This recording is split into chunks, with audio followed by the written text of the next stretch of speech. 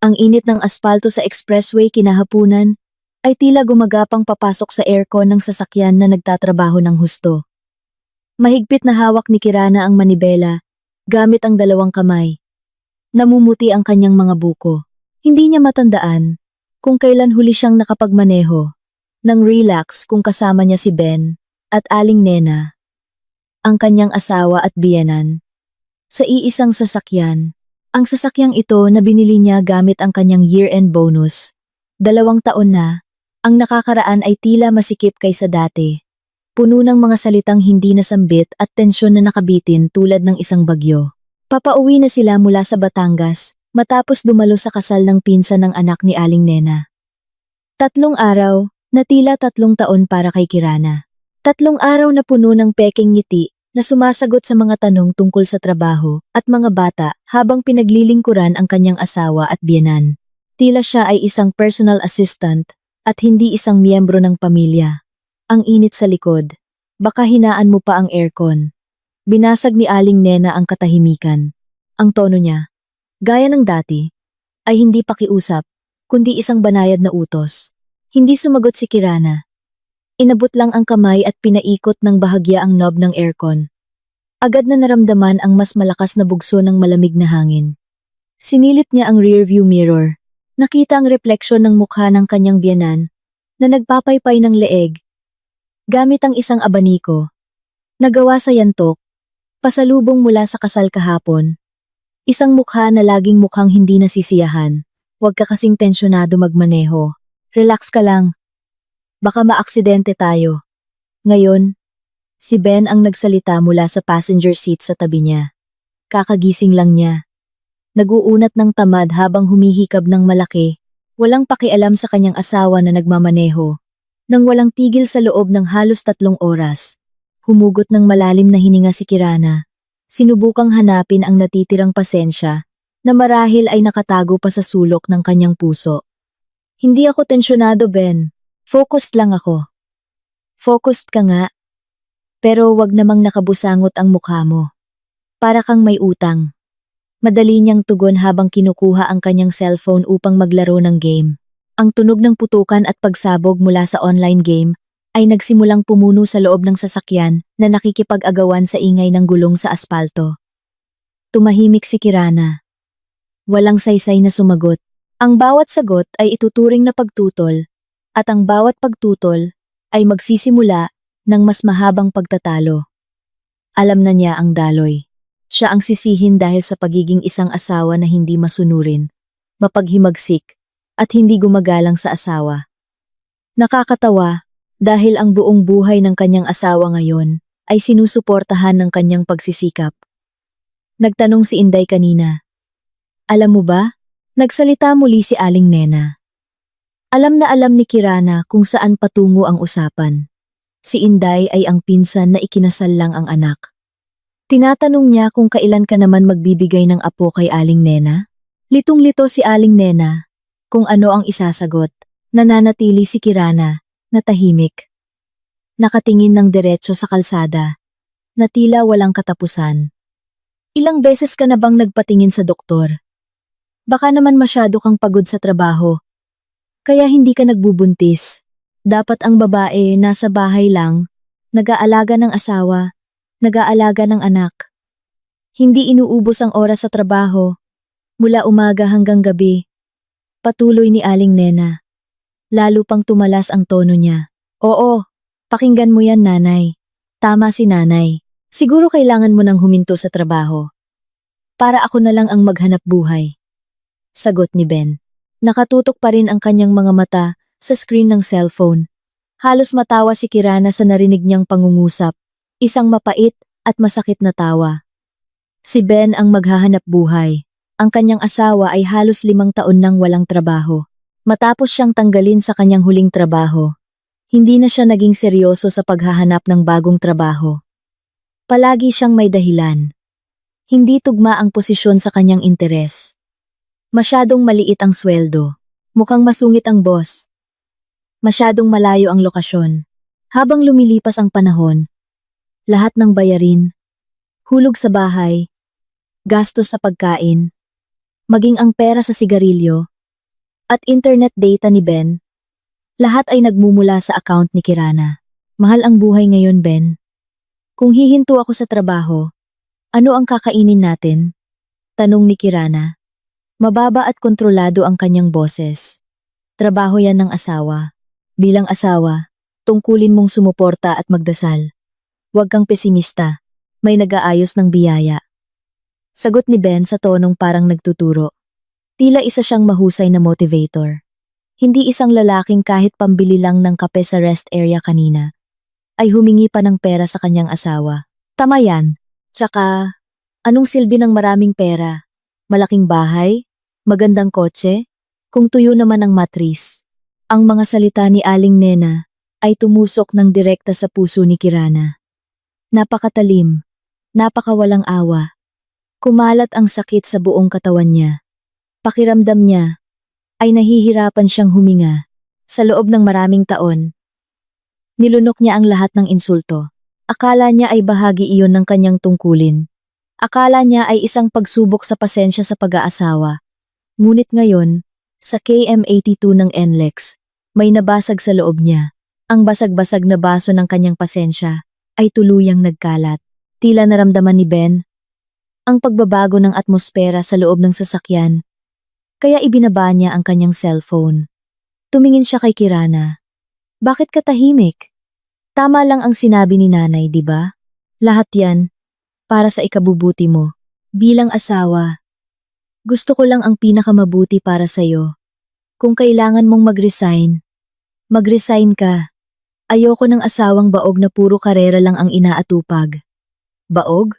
Ang salitang iyon ay umalingaw-ngaw sa tenga ni Kirana. Ang parehong salita na sinabi ng doktor 3 taon na ang nakakaraan. Hindi sinabi ng doktor na baog. Sinabi ng doktor na mayroon siyang kondisyon sa matris na nagpapahirap sa kanya na mag-ovulate ng regular. Ngunit hindi imposible. Iminungkahi ng doktor ang isang serye ng therapy at fertility program na nangangailangan ng malaking gastos at commitment mula sa magkabilang panig. Handa na si Kirana. Nag-ipon na siya, ngunit palaging tumatanggi si Ben. Ang dahilan niya ay hindi raw iyon natural. O kaya, mamaya na lang kung may extra na pera.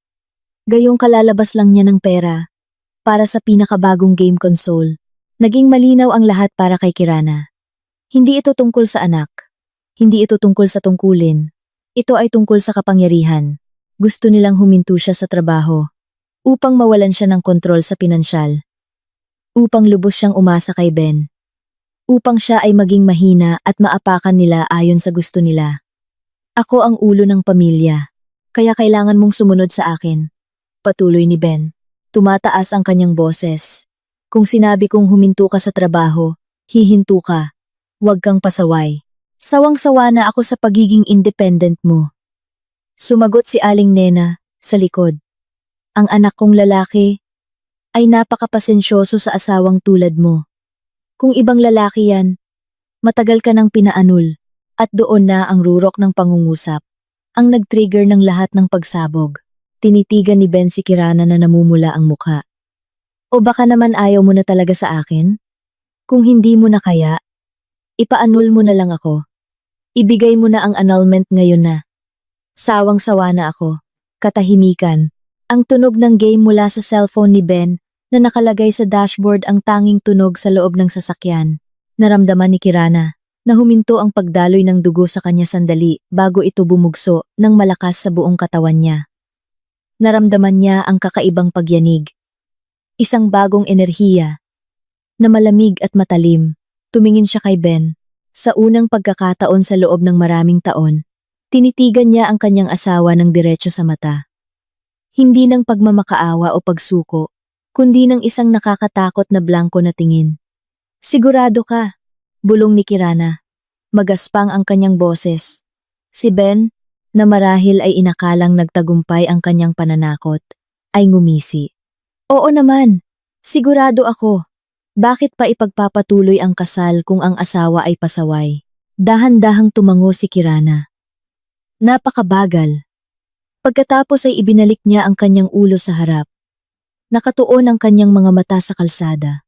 Nang walang kahit isang salita, gumalaw ang kanyang kamay upang buksan ang kaliwang signal light, humina ang sasakyan, at nagsimulang lumiko patungo sa gilid ng kalsada. Hoy, anong gagawin mo? Hihinto ka rito, tanong ni Ben. Naguguluhan. Delikado yan. Bakit ka huminto sa gitna ng expressway? Sigaw ni Aling Nena mula sa likod. Hindi sumagot si Kirana. Dinampian niya ang preno hanggang sa tuluyang huminto ang sasakyan sa tahimik na gilid ng kalsada. Sa harap niya ay isang malawak na taniman ng tuyong talahib at kulay kahel na langit. Sa likod niya, ang rumaragasang trapiko. Pinatay niya ang makina. Ang tunog ng sasakyang namatay ay nagpadama ng lalong tumatagos na katahimikan. Tumingin ulit siya kay Ben. Pagkatapos ay sinulyapan si Aling Nena mula sa rearview mirror. Ang kanyang tingin ay malamig, walang emosyon. Bumaba ang tanging salita niya. Nagkatinginan si Ben at Aling Nena. Malinaw ang pagkalito sa kanilang mga mukha. Anong ibig mong sabihin na bumaba? Tanong ni Ben. Nawawalan ng kumpiyansa ang kanyang boses. Sabi ko bumaba, ulit ni Kirana. Ngayon ay may diin sa bawat salita. Hindi nanginginig ang kanyang boses. Matatag ang kanyang boses. Gusto ninyong maghiwalay, di ba? Gusto mo bang ibigay ko ang annulment, Ben? Sige. Simulan natin ngayon. Bumaba kayo sa sasakyan ko. Nabaliw ka na ba? Sigaw ni Ben. Huwag kang bastos, Kirana. Biyenan mo yan. Sigaw ni Aling Nena. Hindi gumalaw si Kirana. Iniabot niya ang kanyang kamay at pinindot ang button para buksan ang lahat ng pinto. Ang tunog ng click mula sa mga pinto ay tila tunog ng desisyon. Hindi ko na yan uulitin. Bumaba! Bulong niya. Tinitigan ni Ben si Kirana. Hinahanap ang mga senyales na ito ay biro lang o pananakot, ngunit wala siyang nakita. Ang nakita niya ay ang mukha ng isang estranghero. Isang babae na namamanhid. Isang babae na umabot na sa kanyang limitasyon. Sa pag-aalinlangan, binuksan ni Ben ang pinto. Inakala niyang pipigilan siya ni Kirana. Ngunit tahimik lang si Kirana. Nakatingin ng diretso sa harap. Bumaba si Ben sa sasakyan. Awkward na nakatayo sa graba ng gilid ng kalsada. Inay, bumaba ka na, sabi ni Kirana. Patag pa rin ang kanyang boses. Ayoko. Iiwan mo ba si inay sa gitna ng kalsada-sada ng ganito? Anak na walang hiya. Sa wakas, ay binuksan ni Kirana ang kanyang pinto. Umikot siya sa likod na pinto. Binuksan ito ng malakas. Bumaba ka, inay. O ako mismo ang hihilahin ka palabas. Ang banta, kasama ang nakakatakot na tingin ni Kirana, ay nagpatakas sa tapang ni Aling Nena. Sa pagrereklamo at pagmumura, bumaba siya sa wakas ng sasakyan. Tumayo siya sa tabi ni Ben. Ang kanyang anak ay tila maliit at gulong-gulo sa gitna ng malawak na expressway. Mayroon lang silang maliliit na handbag na naglalaman ng maruming damit, ang cellphone ni Ben, ang kanyang wallet, maging ang bote ng inumin. Lahat ay naiwan sa loob ng sasakyan. Bumalik si Kirana sa driver seat. Isinara niya ang kanyang pinto. Nilock ang lahat ng pinto at sinimulan ang makina. Hindi siya tumingin sa kanila. Nakatingin lang siya ng diretso sa harap. Sa wakas ay naunawaan ni Ben ang nangyari. Kinakatok niya ang bintana. Kirana, buksan mo. Seryoso ka ba? Kirana, walang pakialam si Kirana. Nagsignal siya. Binuksan ang kanang signal light at dahan-dahang pinatakbo ang kanyang sasakyan pabalik sa pangunahing kalsada. Mula sa rearview mirror, nakita niya ang dalawang figura, ang kanyang asawa at biyenan. Sumisigaw sila, kumakaway. Pagkatapos ay galit na sinisipa ang hangin. Ang kanilang anino ay lalong lumiliit, lumalabo, hanggang sa tuluyan itong nawala sa kurbada at sa papalubog na araw. Sa kilometro 82, iniwan ni Kirana ang kanyang nakaraan. Iniwan niya ang pasanin na pinapasan niya sa loob ng maraming taon. Iniwan niya ang mga taong umubos sa kanyang kaluluwa at katawan. Mag-isa siya, at sa unang pagkakataon sa mahabang panahon, naramdaman niya ang kalayaan. Ang matinding katahimikan sa loob ng sasakyan ay nakakabingi. Matapos ang dagundong ng makina, At pagaspas ng hangin, nang muli siyang pumasok sa fast lane, ang natitira na lamang ay ang monotonous na ugong ng air conditioner. Ang passenger seat sa tabi niya ay walang laman. Ang likurang upuan ay walang laman din. Wala nang tunog ng pagkontra ni Aling Nena. Wala nang tunog ng online game mula sa cellphone ni Ben. Si Kirana lang at ang kanyang isip. Ang kanyang mga kamay na nakahawak sa manibela ay nagsimulang manginig ng husto. Hindi na ito panginginig dahil sa galit, kundi panginginig matapos humupa ang matinding adrenaline rush. Ang kanyang mga binti ay nanghina sa pagpihit ng gas pedal. Kailangan niyang lumiko. Kailangan niyang huminto sandali. Ang susunod na rest area ay parang isang oasis sa disyerto. Pinark ni Kirana ang sasakyan. Naghanap ng parking space sa pinakasulok. Malayo sa mga tao. Pagkatapos mamatay ang makina ng sasakyan, gumuho ang kanyang depensa. Yumuko siya sa manibela at humagulgol. Hindi iyon iyak ng pagsisisi. Hindi iyon iyak ng kalungkutan. Iyon ay iyak ng kaluwagan. Isang iyak na naglilinis. Ang luhang dumadaloy ay tila naghuhugas ng lahat ng sugat, lahat ng pagkabigo, lahat ng sakit na pinigilan niya sa loob ng maraming taon. Humagulgol siya. Hinayaang lumabas ang lahat ng nakakulong na emosyon, nang walang sensor, nang walang pagpigil. Ang kanyang mga balikat ay nanginig ng husto. Humihingal siya. Umiyak siya para sa inosenteng dalaga na dating nag-iisip na kayang baguhin ng pag-ibig ang lahat. Umiyak siya para sa masipag na babae na ang pagod ay hindi kailanman pinahalagahan. Umiyak siya para sa kanyang sarili na sa wakas ay nakahanap ng lakas na magsabi ng, "Tama na." Matapos ang ilang minutong tila walang katapusan, humupa ang kanyang pag-iyak, nag-iwan ng maliliit na hikbi. Itinaas niya ang kanyang ulo. Tiningnan ang kanyang namamagang mukha sa rearview mirror. Namumula ang kanyang mga mata. Medyo magulo ang kanyang buhok. Ngunit sa likod ng lahat ng iyon, may nakita siyang isang bagay na matagal nang nawala. Isang kislap ng liwanag sa kanyang mga mata. Liwanag ng paglaban. Inabot niya ang cellphone ni Ben na nakalapag sa dashboard. Umilaw ang screen. Nagpakita ng 12 ng missed calls mula sa numerong nakasave sa pangalan ng kamag-anak ni Ben. Pagkatapos ay kinuha niya ang sarili niyang cellphone mula sa kanyang bag. Gaya ng inaasahan, 12 ng notifications ng calls at messages mula sa parehong numero at mula rin sa ilang numero ng ibang kamag-anak. Sinulyapan niya ang ilang mensahe na lumabas sa notification screen. "Kirana, nasaan ka? Iniwan mo si nanay at si Ben. Sagutin mo ang telepono.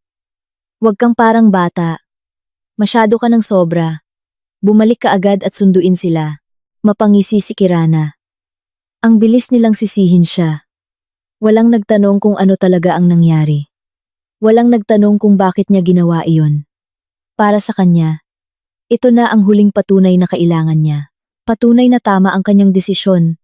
Nang walang pag-aalinlangan, pinindot niya ang power button sa kanyang cellphone.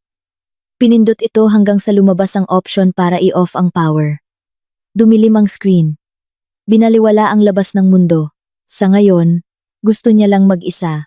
Sa kabilang banda, ilang kilometro sa likod niya, nakatayo si Ben at Aling Nena sa ilalim ng ilaw ng expressway, nakakasindi lang. Ang kanilang mga mukha na kanina ay puno ng galit, ay ngayon nagsisimula ng punuin ng takot.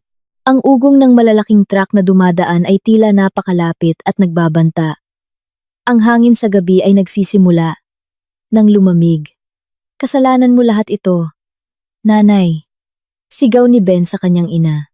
"Kung hindi mo sana patuloy na sinisisi si Kirana, hindi sana mangyayari ito. Bakit kasalanan ko? Ikaw ang kaninang sumisigaw na humihingi ng annulment. Nagpapayo lang ako. Walang utang na loob na anak." Sagot ni Aling Nena.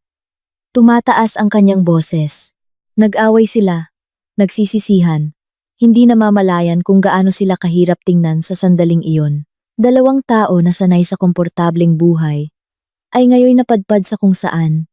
Dahil sa kanilang sariling kapalaluan, sinubukan ni Ben na ihinto ang ilang pribadong sasakyan, ngunit walang gustong huminto sa madilim na gilid ng expressway.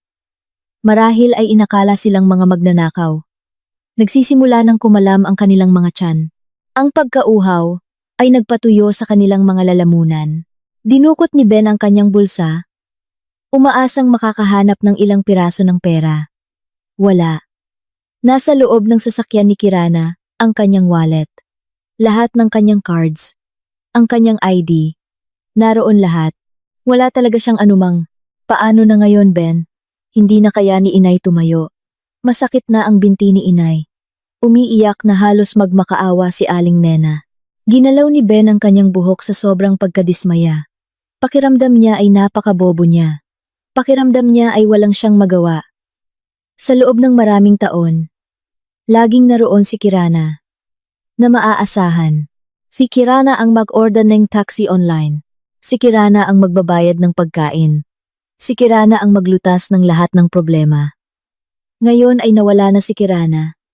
At ngayon lang niya na-realize. Kung wala si Kirana, wala siyang sinuman. Matapos ang halos 2 oras na pagkakatapon, isang patrol car sa highway ang sa wakas ay nakakita sa kanila at huminto.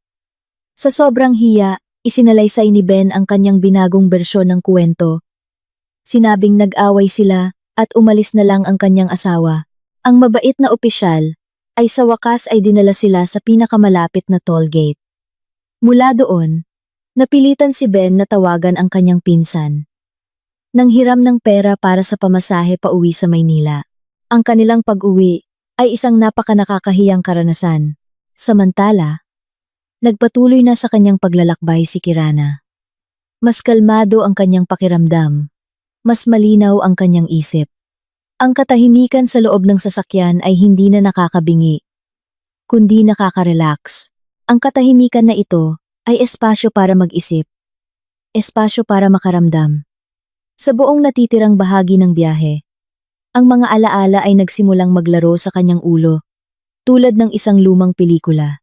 Dumaan siya sa isang malaking billboard na nagpapakita ng isang marangyang apartment. Naalala niya ang gabing buong sigla niyang ipinakita ang brochure ng bahay na gusto niyang bilhin kay Ben. Noong panahong iyon, kakapromote lang niya ng malaki. Ito ang ating investment, Ben, para sa kinabukasan. Sabi niya ng puno ng pag-asa. Sinulyapan lang ni Ben. Pagkatapos ay bumalik sa paglalaro ng game. Bahala ka. Ikaw ang may pera. Sagot niya, nang walang pakialam. Kinabukasan, habang inaayos ang booking fee, ang pangalan niya lang ang nasa form. Tumanggi si Ben na sumama. Dahil sa dahilan na ayaw niya daw makipag-ugnayan sa bangko. Ilang kilometro ang nakalipas. Nakita niya ang isang mataong restaurant ng pamilya. Nabalik ang kanyang alaala. Sa kaarawan ni Aling Nena, noong si Kirana, nakakakuha lang ng bonus, ay nagpa siya na ilibre sila ng hapunan sa isang mamahaling restaurant. Inimbitahan niya ang buong pamilya ni Ben. Gusto niyang pasayahin ang kanyang biyenan.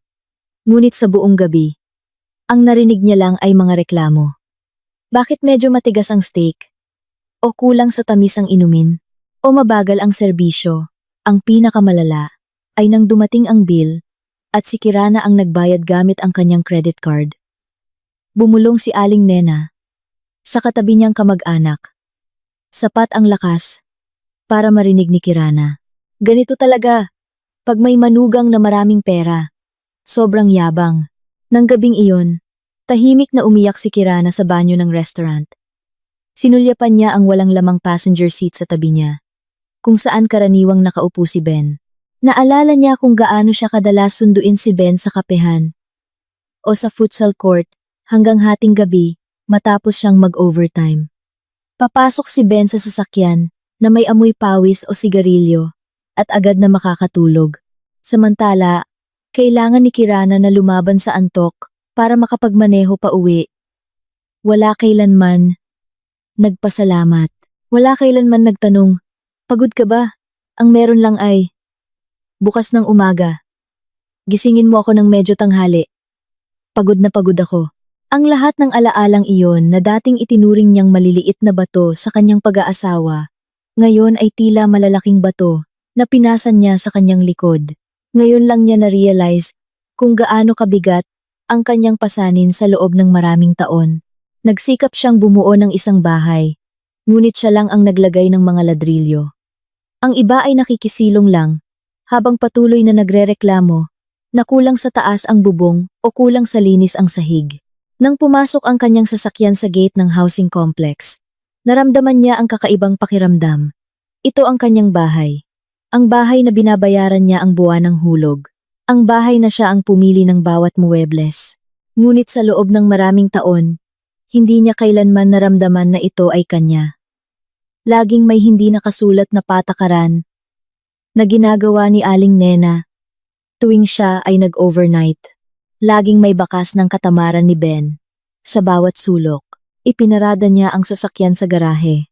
Tahimik siyang umupo sandali, tinitigan ang puti na kulay garing na bahay, ang kanyang bahay ngayong gabi. Sa unang pagkakataon, babawiin niya ito. Lumabas siya ng sasakyan. Naglakad ng may matatag na hakbang patungo sa harap ng pinto. Binuksan ang pinto at pumasok. Ang hangin sa loob ng bahay ay tila iba. Mas magaan, inilagay niya ang susi ng sasakyan sa mesa. Sinipa ang kanyang high heels at humiga sa malambot na sofa sa sala.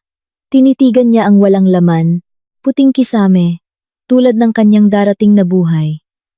Isang blanko na canvas na maaari niyang ipinta ayon sa kanyang gusto. Wala nang magdidikta kung anong kulay ang gagamitin niya. Wala nang magpuna sa kanyang mga brushstroke. Ang pag-vibrate ng cellphone ni Ben na inilagay niya sa mesa ay bumulabog sa kanyang pagmumuni-muni. Kinuha niya ito. May bagong mensahe mula sa parehong numero. Ben, nasaan ka? Nasa tollgate na kami ni nanay. Sunduin mo. Binasa ni Kirana ang mensahe. Walang awa, walang pagkakasala. Ang meron lang ay isang blanko na pakiramdam. Ibinaba niya muli ang cellphone. Hindi na niya problema iyon. Bumangon siya. Naglakad patungo sa kusina at binuksan ang refrigerator. Kumuha siya ng isang bote ng malamig na tubig at ininom hanggang sa kalahati. Napaka-refreshing ng pakiramdam. Pagkatapos ay kinuha niya ang kanyang sariling cellphone. Muling binuksan ito at agad na binuksan ang contact app. Hinanap niya ang numero ng kanyang regular na locksmith. Hello sir. Magandang gabi.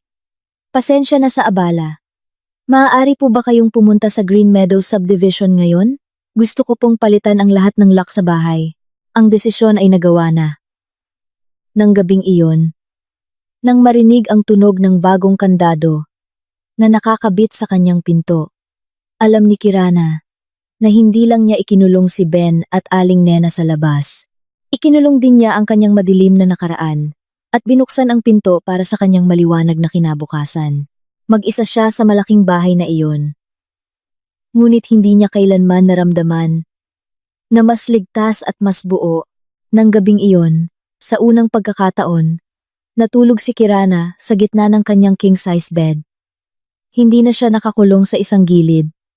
Iniiwan ang malawak na espasyo para kay Ben, ang kanyang asawa, na madalas ay umakyat sa kama matapos ang hating gabi pagkatapos maglaro.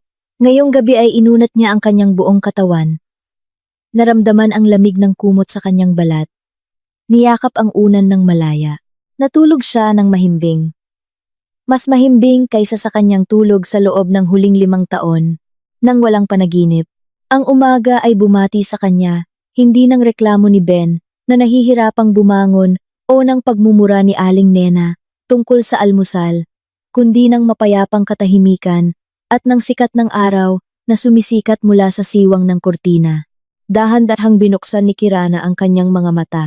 Sa loob ng ilang segundo, naramdaman niya ang pagkalito. Sinusubukan ng kanyang utak na iproseso ang kawalan sa kanyang paligid. Pagkatapos ay naalala niya ang nangyari sa expressway, ang tawag sa locksmith, ang desisyon na kanyang ginawa. Isang maliit na ngiti ang lumabas sa kanyang mga labi. Wala siyang pagsisisi. Wala siyang pagkakasala. Magaan ang pakiramdam niya.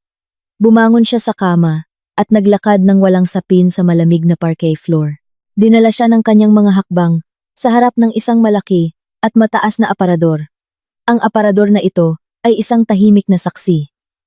Binuksan niya ang pinto sa kanang bahagi. Ang kanyang bahagi ay may nakabiting maayos na hanay ng mga pangtrabahong blusa, mga damit, at mga casual na damit na binili niya gamit ang kanyang sariling pera. Lahat ay maayos, lahat ay nakalagay. Pagkatapos ay binuksan niya ang pinto sa kaliwang bahagi. Ang bahagi ni Ben, ang tanawin sa harap niya, ay nagpatigil sa kanya sandali. Isang hanay ng mga branded na kamiseta, koleksyon ng leather at denim jackets, tumpok ng mga mamahaling t-shirt. Sa ilalim na istante ay nakalagay ang mga limited edition na sneakers at leather loafers na ang presyo ay sapat na para bayaran ang hulog sa bahay sa loob ng isang buwan. Halos lahat ng gamit doon ay regalo niya. Mga regalo sa kaarawan, mga regalo para sa kasiyahan. Dahil hindi nakahanap ng trabaho si Ben, o kaya binili lang dahil nag-alala si Ben na may bagong gamit ang kanyang kaibigan. Naalala niya ang isang hapon sa isang marangyang mall, halos isang taon na ang nakakaraan. Hinila ni Ben ang kanyang kamay. Papasok sa isang kilalang men's boutique. Honey, tingnan mo ang jacket na ito. Ang ganda. Bagay sa akin kung mag-interview ako sa isang multinational company. Sabi niya na kumikinang ang mga mata. Sinulyapan ni Kirana ang price tag. At halos mabulunan. Katumbas ng 2 linggong sweldo niya ang presyo. Ben, masyadong mahal ito. Bulong niya. Agad na sumimangot ang mukha ni Ben. Naku naman! Masyado kang kuripot sa sarili mong asawa. Humihingi lang ako nito para sa aking hitsura. Para magmukhang propesyonal. Para rin ito sa ating kinabukasan. 'Di ba? Kung makakuha ako ng magandang trabaho, ikaw din ang matutuwa. Ang baluktot na lohika na iyon ay palaging nagtatagumpay. Si Kirana, na nooy nabubulagan pa rin ng pag-asa na magbabago ang kanyang asawa, ay sa wakas ay ginamit ang kanyang credit card. Binili ang jacket. Ngunit siyempre, wala kailanman tumawag para sa interview sa multinational company. Ginagamit lang ang jacket ng ilang beses para magpakitang gilas sa mga kapehan, kasama ang kanyang mga kaibigan, na nota bene ay madalas din niyang binabayaran ang mga bill. Iniabot ni Kirana ang kanyang kamay, hinawakan ang manggas ng malambot na leather jacket. Wala siyang naramdaman. Wala nang sakit ng puso o pagsisisi. Ang meron lang ay isang malamig at malinaw na pag-unawa. Naghasik siya sa maling bukirin. Diniligan niya ang isang parasitik na halaman. Dahan-dahan niyang isinara ang pinto ng aparador. Hindi niya itatapon ang mga gamit na iyon. Iimpake niya ang mga ito. Lahat ay pag-aari ni Ben. At kailangan itong kunin ni Ben. Nagpatuloy ang kanyang lakad patungo sa kusina. Ang malinis at modernong kusina na ito, ang kanyang pangarap. Siya mismo ang nagplano nito. Nilarawan niya na gugugulin niya ang mga weekend dito, susubukan ang mga bagong recipe kasama si Ben, isang pangarap na hindi kailanman natupad.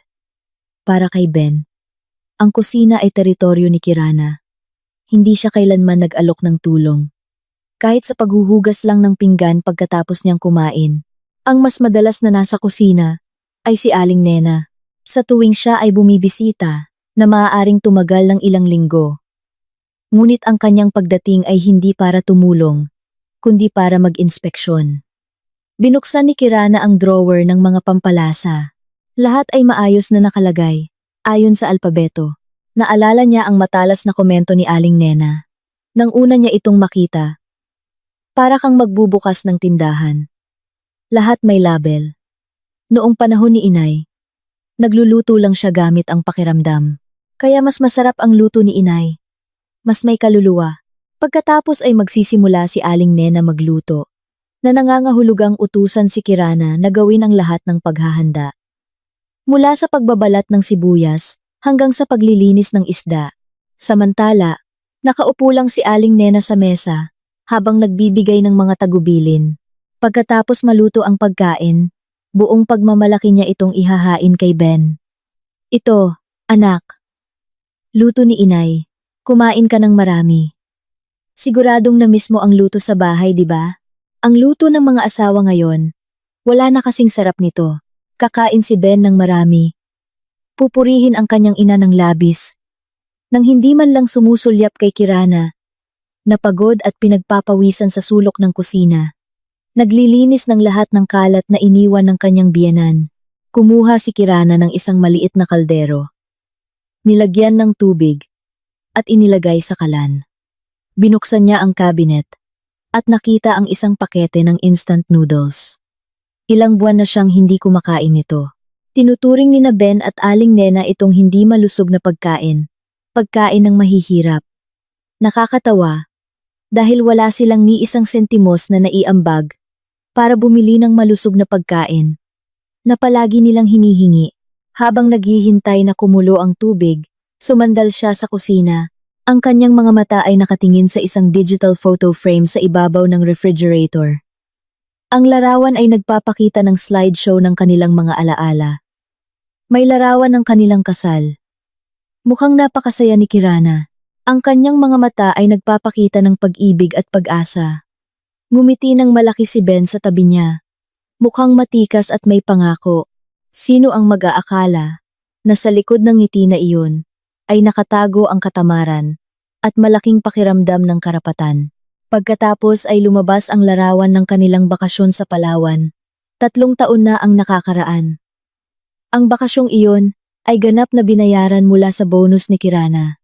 Naalala ni Kirana na kailangan niyang magtrabaho ng husto sa loob ng 3 buwan upang maabot ang target para matupad ang pagnanais ni Ben na magbakasyon sa Palawan. Habang nandoon, nagpapakasarap lang si Ben. Samantala, si Kirana, na patuloy na may hawak na cellphone, paminsan-minsan ay sumasagot sa mga mahahalagang email sa trabaho. Balak mo bang magbakasyon o hindi? Puro trabaho lang ang iniisip mo. Saway ni Ben, noong panahong iyon, nang walang kaunting pagsisisi, nagpalit muli ang larawan. Ngayon ay larawan ng kanilang blessing ng bagong bahay.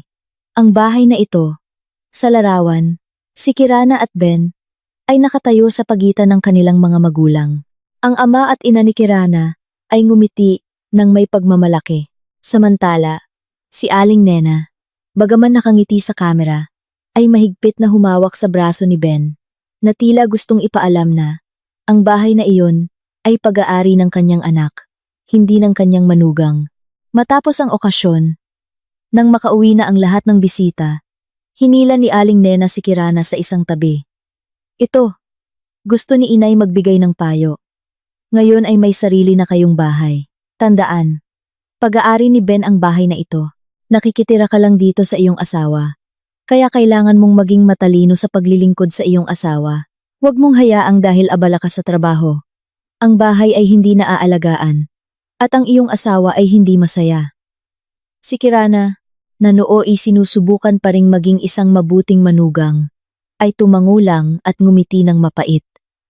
Gusto niyang sumigaw na ang bawat ladrilyo at sako ng semento ng bahay na ito ay binili mula sa kanyang pawis, na ang pangalan na nakasaad sa titulo ay ang kanyang pangalan, na si Ben ang talagang nakikitira sa kanya.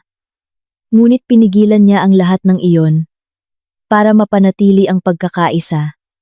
Para sa pag-ibig, kumulo na ang tubig sa kaldero. Inilagay ni Kirana ang noodles, dahan-dahang hinalo. Ang masarap na aroma ng instant noodles ay nagsimulang kumalat. Pumuno sa kusina, isang simpleng aroma, tapat, at hindi nagpapanggap, tulad ng buhay na gusto niya ngayon. Matapos kumain ng instant noodles na napakasarap, dinala ni Kirana ang kanyang tasa ng kape sa isang silid na bihirang niyang pasukin, ang study room ni Ben. Ang silid na iyon ay inihanda niya bilang isang joint workspace. Naglagay siya ng 2 mesa doon. Ang kanyang mesa ay maayos na may laptop, tumpok ng mga dokumento, at nakalagay na mga gamit sa pagsusulat. Samantala, ang mesa ni Ben. Ang mesa ni Ben ay puno ng game consoles, tumpok ng game cartridges, at isang high-spec gaming PC na binuo niya 1 taon na ang nakakaraan. Ito ay para sa paghahanap ng trabaho, mahal, para sa pag-update ng CV, para sa networking sa LinkedIn. Iyan ang kanyang dahilan kay Kirana, ngunit ang silid na iyon ay hindi kailanman ginamit sa paghahanap ng trabaho. Ang silid na iyon ay ang kanyang gaming cave. Madalas, kapag tulog na si Kirana, naroon pa rin si Ben, sumisigaw sa kanyang mga virtual na kaibigan hanggang madaling araw. Sa dingding ng silid na iyon ay nakasabit ang isang puting whiteboard. Naroon pa rin ang sulat kamay ni Kirana. Isang schedule ng fertility program na ginawa niya 2 taon na ang nakakaraan.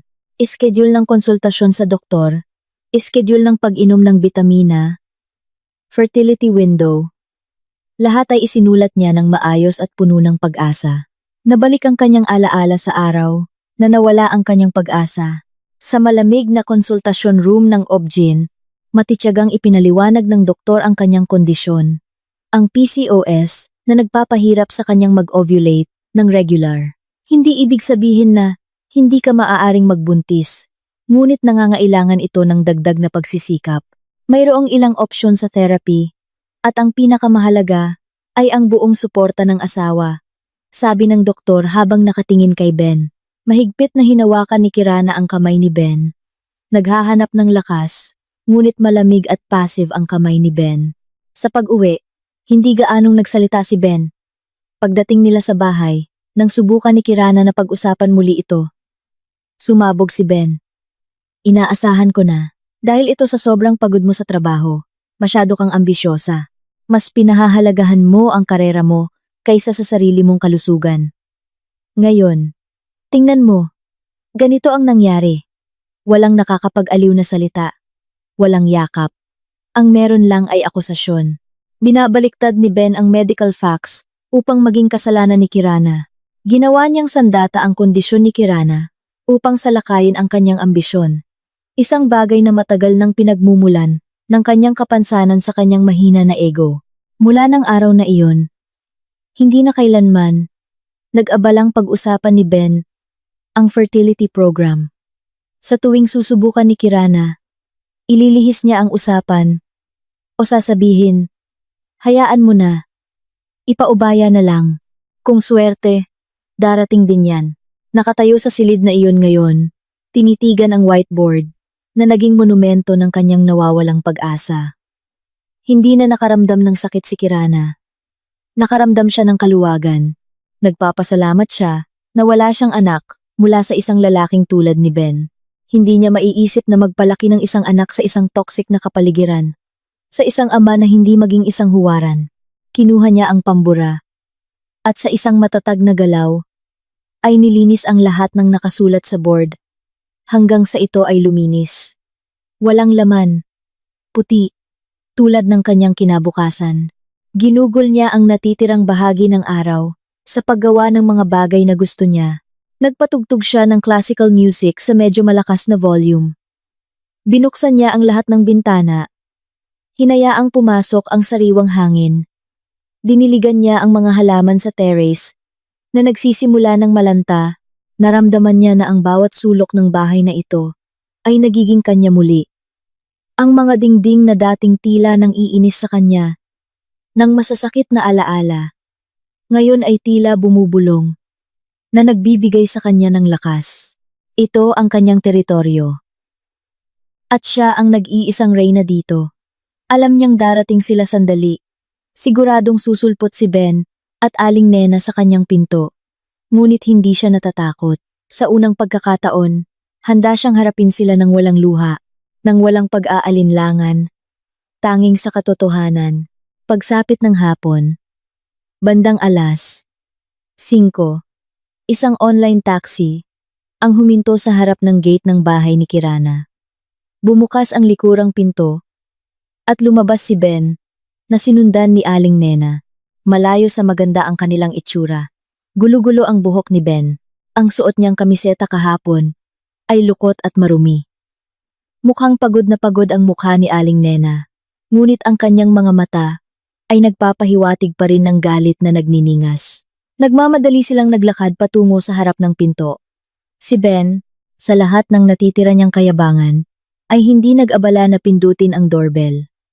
Dinukot niya ang kanyang bulsa, kinuha ang susi ng bahay, at sinubukang ipasok ito sa butas ng susi. Itinulak niya ito ng isang beses, hindi pumasok. Sinubukan niya ulit ng medyo mas malakas. Hindi pa rin. Bakit ito? Barado ang susi. Bulong niya habang patuloy na pilitin. Itinulak ni Aling Nena na manipis na ang pasensya ang kanyang anak sa gilid. Paano ba ito? Hayaan mo ako. Kinuha niya ang susi at sinubukan niya mismo. Pareho pa rin ang resulta. Siguradong nakakandado ito mula sa loob. Sinadya niya yan. Kirana, buksan mo ang pinto. Kirana! Sigaw ni Ben habang kinakatok nang malakas ang kahoy na pinto. Umalingaw-ngaw ang kanyang boses sa tahimik na subdivision. Ilang kapitbahay na nagdidilig ng halaman kinahapunan ay nagsimula ng sumulyap sa kanila ng may pagtataka. Buksan mo. Huwag kang maging asawang walang hiya. Buksan mo o sisirain ko ang pintuan na ito. Sigaw ni Aling Nena. Tumataas ang kanyang boses. Walang pakialam sa mga tingin ng mga tao sa paligid. Sa loob ng bahay, narinig ni Kirana ang lahat ng gulo. Medyo bumibilis ang tibok ng kanyang puso, ngunit ang kanyang kamay na may hawak ng tasa ay nanatiling matatag. Inaakala na niya na mangyayari ito. Humugot siya ng malalim na hininga. Inilagay ang tasa sa mesa at naglakad ng kalmado patungo sa bintana. Sa ikalawang palapag, sa itaas ng pangunahing pinto. Bahagya niyang itinabi ang kurtina. Sapat na para makita ang tanawin sa ibaba. Isang malungkot ngunit nakakapanatili na tanawin. Ang kanyang asawa at biyanan, 2 taong matagal nang nagpapahiya sa kanya. Ngayon ay parang mga pulubi na nagmamakaawa na makapasok sa sarili niyang bahay. Nang maramdaman na walang sagot, lalong nagalit si Ben. Sinipa niya ang pinto ng ilang beses. Kirana, sabi ko buksan mo. Bahay ko rin ito. May karapatan ako rito. Dito nagpasya si Kirana na magpakita. Dahan-dahan niyang binuksan ang bintana. Ang maliit na pag-ingay nito ay agad na nakakuha ng atensyon ni Ben at Aling Nena. Tumingala sila. Nanlaki ang kanilang mga mata sa gulat nang makita si Kirana na nakatayo doon. Tinitignan sila mula sa itaas nang may kalmado at hindi mabasa na ekspresyon. Ayan! Sa wakas ay lumabas ka rin. Babaeng walang pinagkatandaan. Bulyaw ni Aling Nena habang tinuturo si Kirana. Bumaba ka agad at buksan mo ang pinto. Gusto mo ba kaming gawing palabas sa mga kapitbahay? Ha? Hindi pinansin ni Kirana ang galit ng kanyang biyenan. Nakatuon ang kanyang mga mata kay Ben. Ano ang sinabi mo kanina, Ben? Bahay mo rin ito? Tanong niya. Malinaw at kalmado ang kanyang boses sa gitna ng gulo. Oo naman. Ako ang asawa mo. Ang ulo ng pamilya. Sagot ni Ben ng malakas. Sinusubukang bawiin ang kanyang kumpiyansa. Bahagyang ngumiti si Kirana. Isang ngiti na hindi umabot sa kanyang mga mata. Paumanhin. Kailangan kong iwasto ka. Una, sa lalong madaling panahon, hindi mo na ako asawa. Pangalawa, ang bahay na ito, mula sa pundasyon hanggang sa bubong, ay binili gamit ang pera ko. Ang pangalan na nakasaad sa titulo ay Kirana Anindita. Wala ang pangalan mo doon, kaya wala kang karapatan dito. Ang mga salitang iyon ay sinabi ng kalmado at makatotohanan. Tumama kay Ben, tulad ng isang malakas na sampal. Namumutla ang kanyang muka. Alam niyang tama si Kirana. Wala siyang ni isang sentimo na naiambag para sa hulog ng bahay. Huwag kang makinig sa kanya, Ben. Gusto ka lang niyang takutin, pilit ni Aling Nena. Bagaman sa puso niya, alam din niya ang katotohanan. Hindi siya pinansin ni Kirana. Hindi kayo makakapasok. Patuloy niya. Pinalitan ko na ang kandado kagabi. Ano? Pinalitan mo ang kandado? Pinalayas mo kami? Sigaw ni Ben. Hindi makapaniwala sa narinig niya. Hindi ko kayo pinalayas. Sagot ni Kirana, nang may pasensya na parang nagpapaliwanag sa isang bata. Binabawi ko lang ang akin. Kayo ang pumili na umalis. Tandaan, kahapon sa kilometer 82, ikaw, Ben, ang humingi ng annulment. Kaya, pinagbigyan ko lang ang kahilingan mo. Nagsimulang umiyak ng dramatiko si Aling Nena. Diyos ko, anak ko, tingnan mo ang ginagawa ng asawa mo. Pagkatapos ng lahat ng ibinigay namin sa kanya, ito ang ganti niya. Walang utang na loob na manugang. Halos matawa si Kirana. Ano ang ibinigay nila sa kanya? Sakit ng puso, pinansyal na pasanin, insulto. Mas mabuting umalis na kayo, sabi ni Kirana. Nagsisimula ng tumigas ang kanyang boses. Bago ko patawagin ang security guard para kaladkarin kayo, ang banta ay nagpatigil sa kanila sandali. Ang mga security guards ng subdivision na ito ay kilala sa kanilang pagiging strikto. Ang mapahiya sa harap ng mga kapitbahay ay sapat ng masama. Ang kaladkarin ng security guards ay magiging kalamidad. Nang makita niya na nag-aalangan sila, pumasok si Kirana ulit. Pagkatapos, ilang minuto ang nakalipas, lumabas siya ulit sa harap ng pinto. Hindi niya ito binuksan ng malaki. Sapat lang para mailabas ang 2 malalaking maleta at isang travel bag. Inilagay niya ang mga ito sa terrace, sa harap mismo ng kanilang mga paa. Ano ito? Tanong ni Ben. Gulong-gulo. Ang inyong mga gamit, lahat ng inyong mga damit at personal na gamit ay naiempake ko na. Ang mga mahahalaga lang.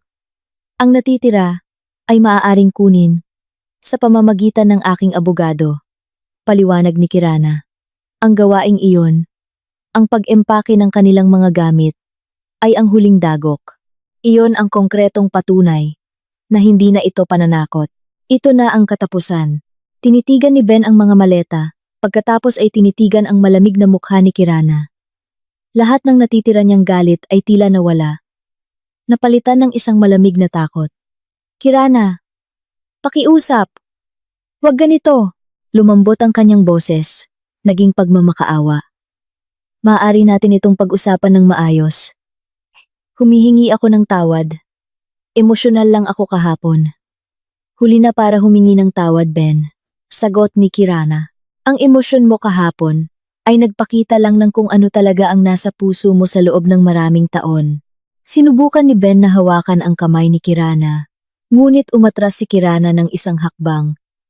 Pinanatili ang distansya sa pagitan nila na pinaghihiwalay ng pintuan.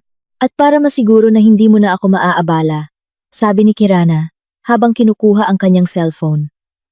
Nagpakita siya ng screen. Na-freeze ko na ang joint account. Na-block ko na ang lahat ng supplementary credit cards na nasa pangalan mo at ang numero ng iyong cellphone. Mukhang naubusan na ng data. Oo, dahil ang bill ay nasa pangalan ko rin. Agad na dinukot ni Ben ang kanyang bulsa. Kinuha ang kanyang cellphone. Sinubukan niyang buksan ang kanyang mobile banking app. Nabigo. Patay ang kanyang koneksyon sa internet. Sinubukan niyang tumawag. Walang signal. Tuluyan siyang naputol, nahiwalay.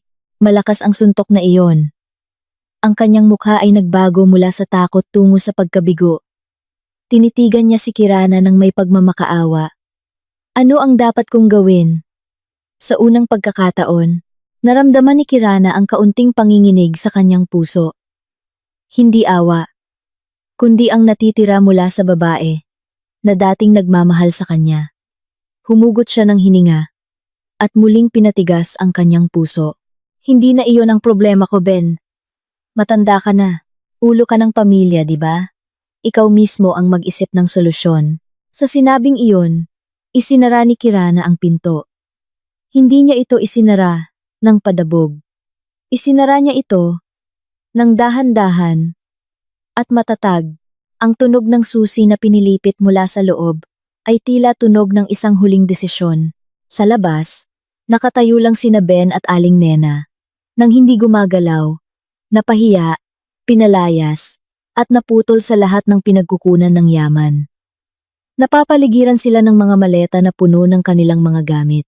Napadpad sa harap ng bahay na hindi na kailanman nila mapapasukan muli. Nagsisimula ng dumilim ang langit. Nagsisimula ng umilaw ang mga ilaw sa kalye. Wala silang patutunguhan. Walang pera. Wala silang anuman, kundi ang isa't isa. Mula sa likod ng kurtina, pinapanood sila ni Kirana. Nakita niya si Ben na sa wakas ay naupo ng nanghihina sa ibabaw ng isa sa mga maleta. Yumuko ng malalim ang kanyang ulo. Si Aling Nena, gulong-gulo, ay paikot-ikot, bago sa wakas ay umupo sa tabi ng kanyang anak. Mukha silang maliliit at talunan. Hindi naramdaman ni Kirana ang tagumpay. Ang naramdaman niya lang ay isang matinding kaluwagan. Ang kanyang pasanin ay nabunot. Bumalik siya. Umalis sa bintana at sa tanawin sa likod nito. Naglakad siya patungo sa sala ng kanyang bahay, na ngayoy napakalawak at payapa. Ang unang laban ay kanyang napanalunan. Alam niyang ang tunay na digmaan ay magsisimula pa lang. Ngunit hindi siya natatakot. Handa na siya. Walang ibang pagpipilian si Ben at Aling Nena, kundi tawagan ang tanging kamag-anak na maaaring tumanggap sa kanila sa Maynila. Si Tia Rose, ang nakababatang kapatid ni Aling Nena. Matapos ang drama ng pagtawad sa pamasahe sa driver ng taxi, na tinawag nila mula sa cellphone ng isa sa mga security guard, dumating sila sa bahay ni Tia Rose sa isang makipot na eskinita sa Tondo, Maynila. Ang bahay ay 180 degrees na kabaligtaran ng bahay ni Kirana. Maliit, masikip, at mainit. Nang bumukas ang pinto, agad na ginampanan ni Aling Nena ang kanyang papel. Humagulgol siya. Niyakap ang kanyang kapatid, na tila kakaligtas lang mula sa isang malaking sakuna. Nakatayo si Ben sa likod niya, nagpapanggap na pinakamiserableng biktima. Sa makipot na sala, sa ibabaw ng lumang sofa na may kumot, nagsimula ang propaganda. Kailangan mong malaman, Rose. Hikbi ni Aling Nena. Magaspang at nanginginig ang kanyang boses. Ang manugang ko, si Kirana. Ang puso niya ay parang demonyo. Pinalayas kami. Rose, pinalayas sa sarili naming bahay na parang asong kuto. Si Tia Rose, isang simpleng babae, na laging hinahangaan ng kanyang kapatid at pamangkin. Dahil sa kanilang marangyang pamumuhay, ay tila nagulat. Inabutan niya ng isang baso ng mainit na tubig ang kanyang kapatid. Paano napalayas, ate? Anong problema? Ang problema ay naging mayabang na siya. Mabilis na sagot ni Ben. Inako ang kwento. Mula nang umunlad ang kanyang karera, nawala siya sa sarili. Hindi na niya ako iginagalang bilang asawa. Mabait na pinayuhan ni inay. Nagalit siya, ang pinakamalala kahapon. Dahil lang sa maliit na problema sa kotse, nagawa niyang ibaba kami ni inay, sa gitna ng expressway. Sadyang inalis ni Ben ang bahagi kung saan siya ang humingi ng annulment. Ipininta niya si Kirana bilang isang halimaw na walang puso na iniwan ang kanyang asawa at matandang biyenan sa isang mapanganib na lugar. Inakala niya na dahil siya ang naghahanap ng pera, kaya niya gawin ang lahat ng gusto niya. Nakalimutan niya ang kanyang tungkulin bilang asawa. Dagdag ni Aling Nena habang pinupunasan ang kanyang pekeng luha. Ang bahay na iyon, ang kotse na iyon, lahat ay nagpabulag sa kanya. Ayaw niyang magkaroon ng anak dahil takot siyang maapektuhan ang kanyang karera. Naging isang modernong babae na siya, na nagkakamali. Rose, kawawa ang anak ko. Si Ben ay may asawang ganoon. Ang kuwentong kalahati ay totoo at kalahati ay kasinungalingan, ay tila napakakumbinsi sa mga tenga ni Tia Rose at kanyang asawa, si Mang Tonyo, na nakikinig din. Nakikita lang nila ang ibabaw. Nakikita nila si Ben na laging maayos magdamit na may mamahaling gamit. Nakikita nila si Aling Nena na madalas magpakitang gilas sa mga kumare niya sa paluwagan tungkol sa kung gaano ka-successful ang kanyang manugang. Hindi nila kailanman nalaman kung sino talaga ang nagbabayad sa lahat ng karangyaan na iyon. Nang gabing iyon din, kumalat ang balita tungkol sa pagiging suwail ni Kirana, na parang apoy sa tuyong dayami. Nagsimula sa tawag ni Tia Rose sa ilang kamag-anak. Ang kwento ay pumasok sa WhatsApp group ng malaking pamilya ng angkan ng De La Cruz. Nagsimulang lumabas ang mga mensahe isa-isa na parang mga putok ng baril. Aba, seryoso, ganoon si Kirana? Sa panahon ngayon, talagang nakakalimot ang mga babae kapag may sarili ng pera. Kawawa naman si Ben at Aling Nena.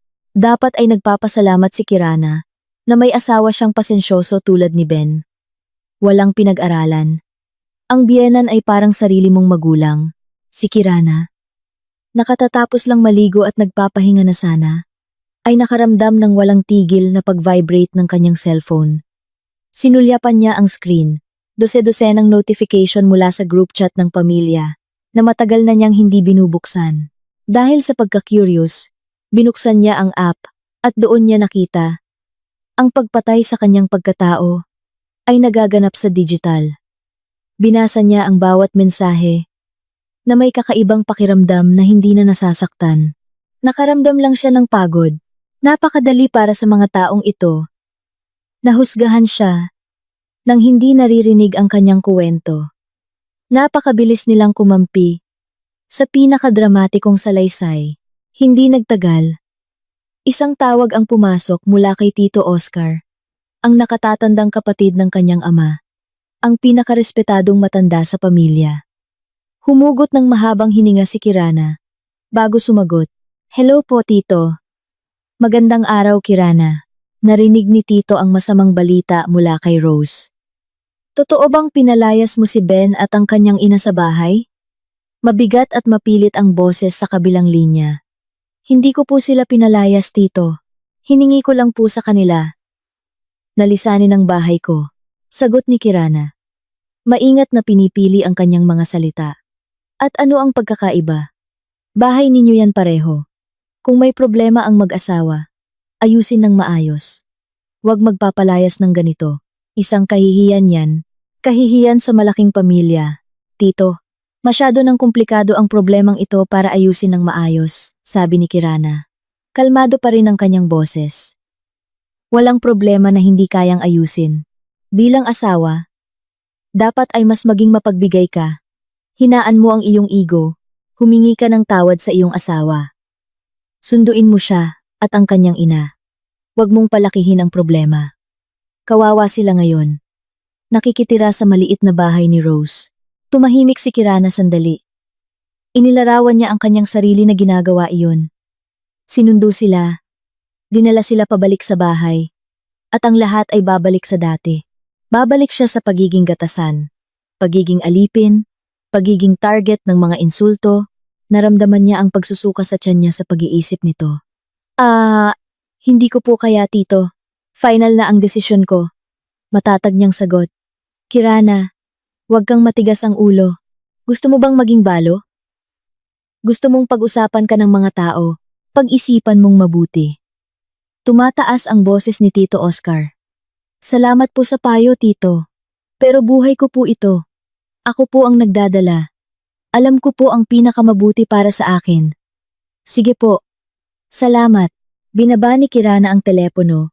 Bago pa man makasagot si Tito Oscar, medyo nanginginig ang kanyang kamay.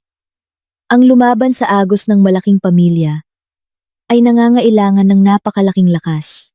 Pinatay niya ang notification mula sa WhatsApp group at inihagis ang kanyang cellphone sa sofa. Kailangan niya ng hangin. Doon, pumasok ang isa pang tawag. Ngayon ay mula sa kapatid niyang si Aliyah. Nag-alinlangan sandali si Kirana. Natatakot na makatanggap ng parehong sermon. Ngunit sa wakas, ay sinagot niya ito. Ate, ayos ka lang ba? Nag-aalala ang boses ni Aliyah. Hindi nang huhusga. Oo, Al. Ayos lang ako. Sagot ni Kirana. Medyo magaspang ang kanyang boses. Hindi ako naniniwala sa lahat ng sinasabi sa group chat ng pamilya. Siguradong may kuwento, ate. Ayos ka lang ba? Kailangan mo ng kaibigan. Nang marinig ang simpleng pangungusap na iyon, bahagyang gumuho ang depensa ni Kirana. Isang patak ng luha ang bumagsak sa kanyang pisngi. Luha ng pagpapasalamat. Sa gitna ng bagyo ng paghuhusga, may isang kamay na inabot sa kanya. Pagod lang ako, bulong niya. Magpahinga ka, ate. Huwag mong isipin ang sinasabi nila. Kasama mo ako, ate. Kung may kailangan ka, tawagan mo lang ako anumang oras. Huwag kang mahihiya. Ang tawag na iyon ay parang pamahid na nagpapagaling sa sugat. Narealize ni Kirana na hindi siya ganap na nag-iisa. Ang suporta mula sa kanyang kapatid ay nagbigay sa kanya ng bagong lakas. Hindi niya hahayaan na sirain siya ng propaganda ng pamilya. Kailangan niyang kumilos, gumawa ng konkretong hakbang upang protektahan ang kanyang sarili. Kinabukasan ng umaga, matapos ang isang gabing puno ng emosyonal na kaguluhan, nag-ayos si Kirana ng mas formal kaysa dati. Isinuot niya ang kanyang pinakamagandang blazer. Naglagay ng manipis na makeup sa kanyang mukha upang itago ang natitirang pagod. May mahalaga siyang appointment. Pinatakbo niya ang kanyang sasakyan patungo sa isang opisina sa sentro ng lungsod. Sa lobby, binasa niya ang signboard ng isang law firm, Ramirez, Partners. Nag-set na siya ng appointment kay attorney Liza Ramirez, isang babaeng abogado na inirekomenda ng kanyang matalas na kaibigan at nag-specialize sa mga kaso ng annulment at karapatan ng kababaihan. Sa loob ng malamig na silid na pinangungunahan ng kulay cream, nakaupo si Kirana sa harap ni attorney Liza, isang babaeng nasa late 30s na may matalas at puno ng empatiya na tingin. Kaya, Kirana, maaari mo bang ikuwento kung ano ang nangyari? Malambing na tanong ni attorney Liza at nagkuwento si Kirana. Ikinuwento niya ang lahat mula sa simula ng kanyang kasal. Tungkol sa trabaho ni Ben, na hindi kailanman nagtagal. Tungkol sa kung paano niya dahan-dahang inako ang lahat ng pinansyal na responsibilidad. Ikinuwento niya ang tungkol sa verbal na pananakit mula sa kanyang biyenan. Tungkol sa kanilang hindi makatwirang mga hinihingi. Ikinuwento niya ang tungkol sa kanyang fertility problem na ginamit na sandata laban sa kanya. Ipinakita niya ang mga ebidensya na inihanda niya, ang kanyang payslip sa loob ng huling 5 taon, bank statements, proof of mortgage, at car loans, maging ang ilang credit card bills ni Ben na binayaran niya. Matiyagang nakinig si attorney Liza. Paminsan-minsan ay nagtatala ng hindi sumasabat. Ang kanyang mukha ay nagpapakita ng malalim na pag-unawa. Sa wakas, dumating si Kirana sa rurok ng kanyang kwento. Ang nangyari sa KM82. Ang asawa ko po ang humingi ng annulment, attorney Liza. Kaya pinagbigyan ko ang kanyang kahilingan. Sabi ni Kirana. Tinatapos ang kanyang kuwento. Dahan-dahang tumango si attorney Liza. Tinitigan niya si Kirana nang may paghanga. Kayo ay isang napakalakas na babae. At tama ang ginawa ninyo na dumating dito. Ipinaliwanag pagkatapos ni attorney Liza ang mga legal na hakbang na kailangan nilang gawin. Mag-file ng petisyon para sa annulment sa family court. Ihanda ang lahat ng ebidensya ng pagmamay-ari ng ari-arian. Para sa partition of assets, na aniya ay madaling mapanalunan ni Kirana. Iminungkahi din niya na mag-file ng petisyon para sa protection mula sa anumang uri ng pananakot. Siguradong susubukan nilang gumamit ng iba't ibang paraan para pahirapan kayo sa psikolohikal.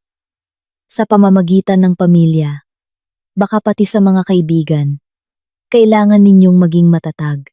Mula ngayon, ipaubaya sa akin ang lahat ng komunikasyon na may kaugnayan sa problemang ito.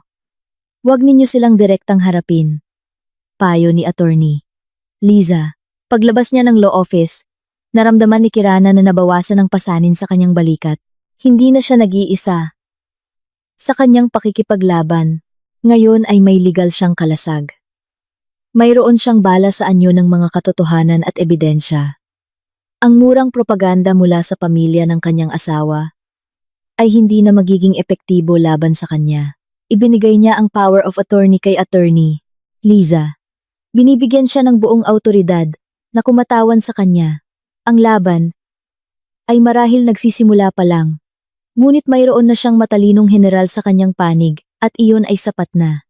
Ang buhay sa bahay ni Tia Rose ay parang impyerno para kay Ben. Kailangan niyang makishare sa isang maliit na kwarto, kasama ang kanyang 2 teenage pinsan. Wala nang aircon. Ang meron lang ay isang maingay na electric fan na umiikot sa mainit na hangin. Wala nang privacy. Araw-araw kailangan niyang marinig ang passive-aggressive na pag-angal ni Tia Rose tungkol sa tumataas na bill ng kuryente o sa mabilis na pagkaubos ng stock ng bigas. Hindi rin maganda ang sitwasyon ni Aling Nena. Nawala na ang kanyang status bilang mayaman na hipag. Ngayon, ay hindi na siya iba sa isang refugee na abala. Hindi na siya makapag-utos. Ayon sa gusto niya, sa bahay ng kanyang kapatid, kailangan niyang tumulong sa mga gawaing bahay. Isang bagay na matagal na niyang hindi ginagawa. Lalong naging frustrated si Ben. Ang perang hiniram niya sa kanyang pinsan noong nasa expressway ay paubos na. Wala siyang pinagkukunan ng kita. Nawasak ang kanyang dignidad. Sa kanyang pagkadismaya, naaalala niya ang tanging asset na inakala niyang pag-aari pa niya. Ang kanyang ace card, si Stella.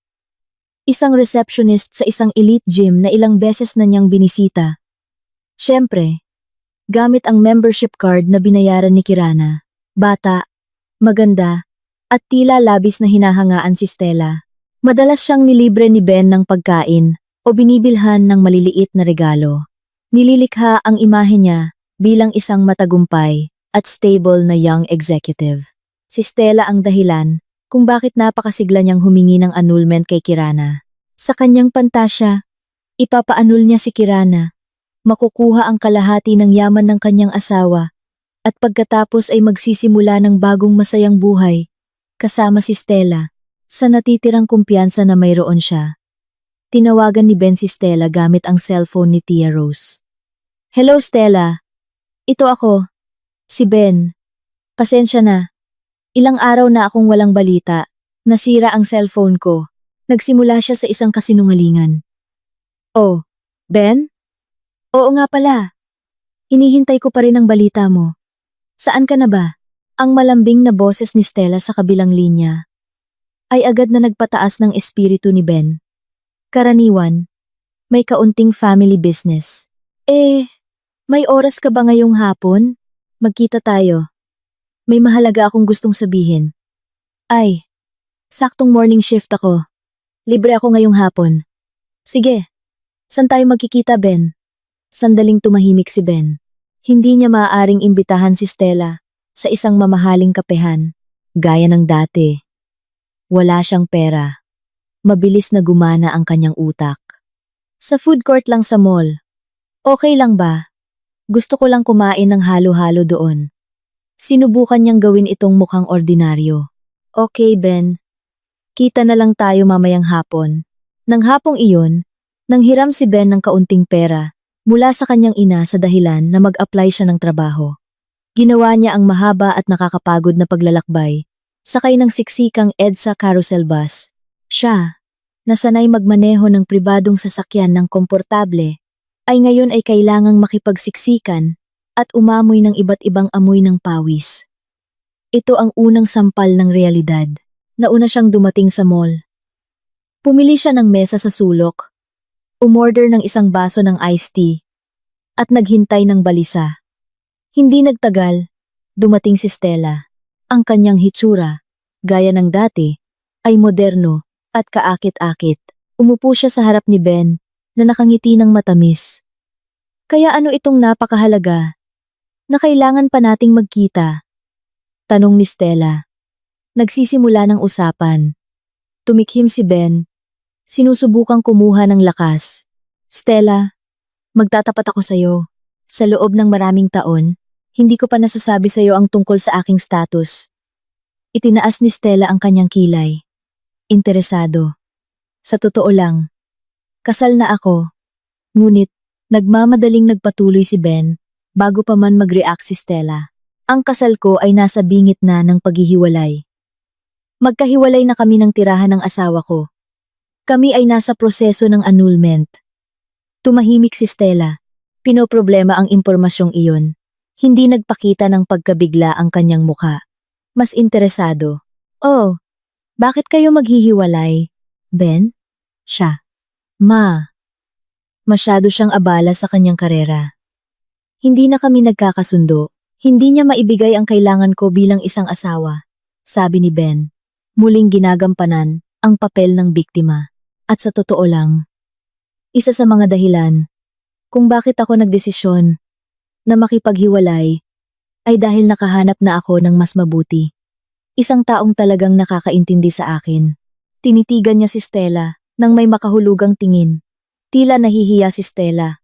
Ibig mong sabihin, ako? Tumango si Ben. Oo. Ikaw, pagkatapos ng annulment na ito, gusto ko na magsimula tayo ng isang seryosong relasyon, Stella. Lalong lumaki ang ngiti sa mukha ni Stella. Ang kanyang pantasya tungkol sa isang maginhawang buhay, kasama ang isang established na lalaki, ay tila magkakatotoo. Matagal ba ang proseso ng annulment, Ben? Paano ang tungkol sa partition of assets? At dito, nagkamali si Ben. Dahil sa kanyang ego, At pag nanais na magpakitang gilas, nagsimula siyang magyabang. Oh, hindi magtatagal. Huwag kang mag-alala tungkol sa pera. Lahat ng ari-arian na nakapangalan sa aming dalawa, bahay, kotse, savings, tiyak na hahatiin ng korte ng pantay. Makukuha ko ang bahagi ko. Magagamit natin iyon bilang puhunan para sa ating bagong buhay. Tumango si Stella. Kumikinang ang kanyang mga mata sa pag-iisip ng lahat ng iyon. Ngunit bilang isang praktikal na babae, kailangan niya ng kasiguraduhan. Malaki ba ang bahay na tinitirhan mo ngayon? Ben? Saang lugar? Tanong niya na parang nagpapalitan lang ng salita. Sa Green Meadows Subdivision. Ngunit sa ngayon, sa panahon ng proseso ng annulment, nakatira muna ako sa bahay ng tiya ko para hindi na lumala ang sitwasyon. Sagot ni Ben. Sinusubukang maging matalino. Isang maliit na kunot ang lumabas sa noo ni Stella. Oh, ganun pala. Kaya, hindi ka nakatira sa bahay na iyon ngayon? At ginagamit mo pa rin ang kotse? Ang kotse ay hawak pa niya. Alam mo na, para maging patas, sabi niya. Sa ngayon, nagko-commute muna ako. Mas relax. Hindi na naabutan ng traffic. Pangatwiran ni Ben. Pilit ang kanyang ngiti. Nagsimulang umilaw ang alarm sa ulo ni Stella. Kakaiba ang kanyang kwento. Isang mayamang lalaki na makakakuha ng ari-arian, ngunit kasalukuyan ay nakatira bilang nakikitira at nakasakay ng bus. So, Ben, pasensya na. Patuloy akong nagtatanong. Ang punto ay wala kang pera ngayon, walang kotse, at nakikitira sa tiya mo? Tanong niya ng diretsyo. Ang tanong na iyon ay lubos na nagpakita ng kahinaan ni Ben. Wala nang matataguan. Oo. Sa ngayon ganoon nga ang sitwasyon. Pero pansamantala lang ito. Stella, matapos ang desisyon ng korte, babalik sa normal ang lahat. Mas mabuti pa nga, sinubukan ni Ben na kumbinsihin siya. Medyo desperado ang kanyang boses. Sumandal si Stella sa kanyang upuan. Nawala ang matamis na ngiti sa kanyang mukha. Napalitan ng isang blankong ekspresyon. Nakuha na niya ang sagot na kailangan niya. Hindi si Ben ang prinsipe sa puting kabayo. Siya ay isang lalaking walang trabaho. Nakakalabas lang ng bahay ng kanyang asawa. Ang lahat ng karangyaan na dating ipinagyayabang niya ay hindi pala sa kanya. Oh, ganun pala Ben? Sabi niya ng maikli. Sinulyapan niya ang kanyang relo. Naku Ben, sorry talaga. Naalala ko, may appointment ako sa kaibigan ko. Kailangan ko nang umalis ngayon. Hindi na niya hinintay ang sagot ni Ben. Agad siyang tumayo at inayos ang kanyang damit. Stella, teka muna. Hindi pa tayo tapos mag-usap. Pigil ni Ben. Tumayo rin. Tinitigan siya ni Stella. Nang may malamig na tingin na hindi pa kailanman nakita ni Ben. Sa tingin ko tapos na. Ben, sana, maging maayos ang proseso ng annulment mo. Sa sinabing iyon, lumiko si Stella. At mabilis na umalis, iniwan siya sa gitna ng mataong food court. Umupo muli si Ben sa kanyang upuan. Nang hihina, tinitigan niya ang kanyang baso ng iced tea. Nakalahati na lang. Ang tamis nito ay ngayon ay mapait sa kanyang dila. Pakiramdam niya ay siya ang pinakabobo na tao sa mundo. Iniwan niya si Kirana, ang babae na nagbigay sa kanya ng lahat, para lang habulin ang walang saysay na pantasya. Kasama si Stella. Ngayon ay nawasak ang kanyang pantasya. At wala na siyang anuman. Nawala na ang lahat sa kanya. Asawa, bahay, kotse, kaginhawaan, dignidad, at maging ang kanyang kabit. Lahat nawala sa loob ng wala pang 48 oras. Lahat dahil sa kanyang sariling kayabangan at katangahan, nakatayo mag-isa sa mesa na iyon. Sa ilalim ng maliwanag na neon lights, sa wakas ay nagsimulang mapagtanto ni Ben kung gaano kalalim ang butas na kanyang hinukay para sa kanyang sarili, at hindi niya alam kung paano makalabas doon. Lumipas ang mga sumunod na linggo sa isang produktibong katahimikan para kay Kirana. Matapos ang paunang pagkabigla at ang bagyo ng propaganda mula sa pamilya ni Ben ay humupa, lalo na matapos niyang utusan ang kanyang abogado na magpadala ng banayad na notice sa ilang kamag-anak na pinakamalakas ang boses. Nagsimula siyang makahanap ng bagong ritmo sa kanyang buhay. Isang ritmo na idinidikta ng kanyang sariling kagustuhan, hindi ng mga hinihingi o reklamo ng iba. Ang kanyang bahay na dating tila isang 5-star hotel para sa kanyang asawa at biyenan ay dahan-dahang nagiging isang sanctuary para sa kanyang kaluluwa. Nagsimula siya sa maliliit na bagay. Inilipat niya ang malaking sofa na paboritong lugar ni Ben para magpahinga sa isang mas hindi kapansin-pansin na sulok ng silid. Bilang kapalit, naglagay siya ng isang komportableng reading chair at isang mataas na bookshelf malapit sa bintana. Pinupuno ito ng mga nobela na matagal na niyang nabili, ngunit hindi pa niya nababasa. Pumasok siya sa kwarto. Binuksan ang aparador ni Ben na ngayoy walang laman at naamoy ang bahagyang amoy amag. Nang walang pag-aalinlangan, nilinis niya ang buong aparador, sinprayhan ng lavender-scented disinfectant at ginawa itong storage para sa kanyang koleksyon ng bags at mga Filipiniana dress. Ang espasyo na dating simbolo ng katamaran at mga hinihingi ay ngayoy simbolo ng pagpapahalaga sa kanyang sarili. Isang weekend, dahil sa isang matagal nang nararamdamang pagnanais, pumunta siya sa isang art supply store. Matagal siyang nakatayo sa harap ng mga hanay ng puting canvas at iba't ibang kulay ng acrylic paint. Naalala niya noong una. Bago siya ikasal, mahilig siyang magpinta.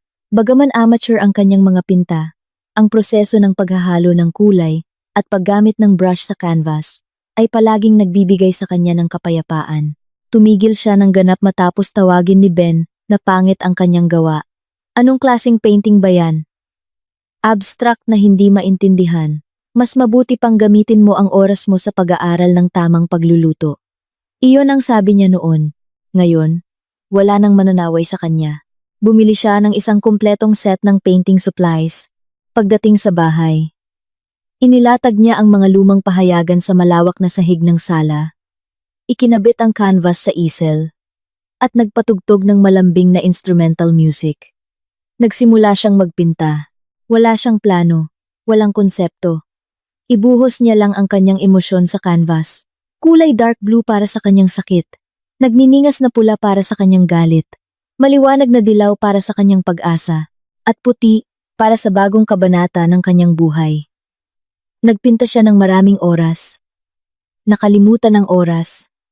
Nakalimutan kumain. Hanggang sa napuno ang kanyang mga kamay ng iba't ibang kulay ng pintura. Nang umatras siya upang tingnan ang resulta, hindi niya nakita ang isang obra maestra. Nakita niya ang isang magandang kaguluhan. Nakita niya ang kanyang kaluluwa na nasa proseso ng pagpapagaling. Ngumiti siya. Ang proseso ng muling pagtuklas sa kanyang sarili ay hindi lamang nangyari sa loob ng bahay. Nagsimula siyang magbukas sa kanyang grupo ng mga kaibigan na napabayaan niya. Isang gabi, tinanggap niya ang imbitasyon sa hapunan mula sa kanyang dalawang matagal ng kaibigan, sina Andrea at Carla. Sila ang kanyang mga kaibigan mula sa kolehiyo. Nadahan-dahang lumayo dahil madalas na kinakansela ni Kirana ang mga plano para lang samahan si Ben o paglingkuran ang kanyang biyenan.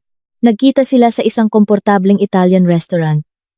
Nang ikinuwento ni Kirana ang nangyari ng walang drama, tanging mga katotohanan, sinalubong siya ng buong suporta. Sa wakas, sabi ni Andrea, habang hinahawakan ang kamay ni Kirana, sa totoo lang, dati pa kaming naiinis sa'yo. Nakikita namin na nagtatrabaho ka ng husto, samantalang siya ay nakaupo lang. Ayaw naming magsalita. Baka magalit ka. Tama, sagot ni Carla. Noong ikinuwento mo na ayaw niyang mag-fertility program at sinisisi ka pa, doon ko naisip na hindi tama ang lalaking iyon.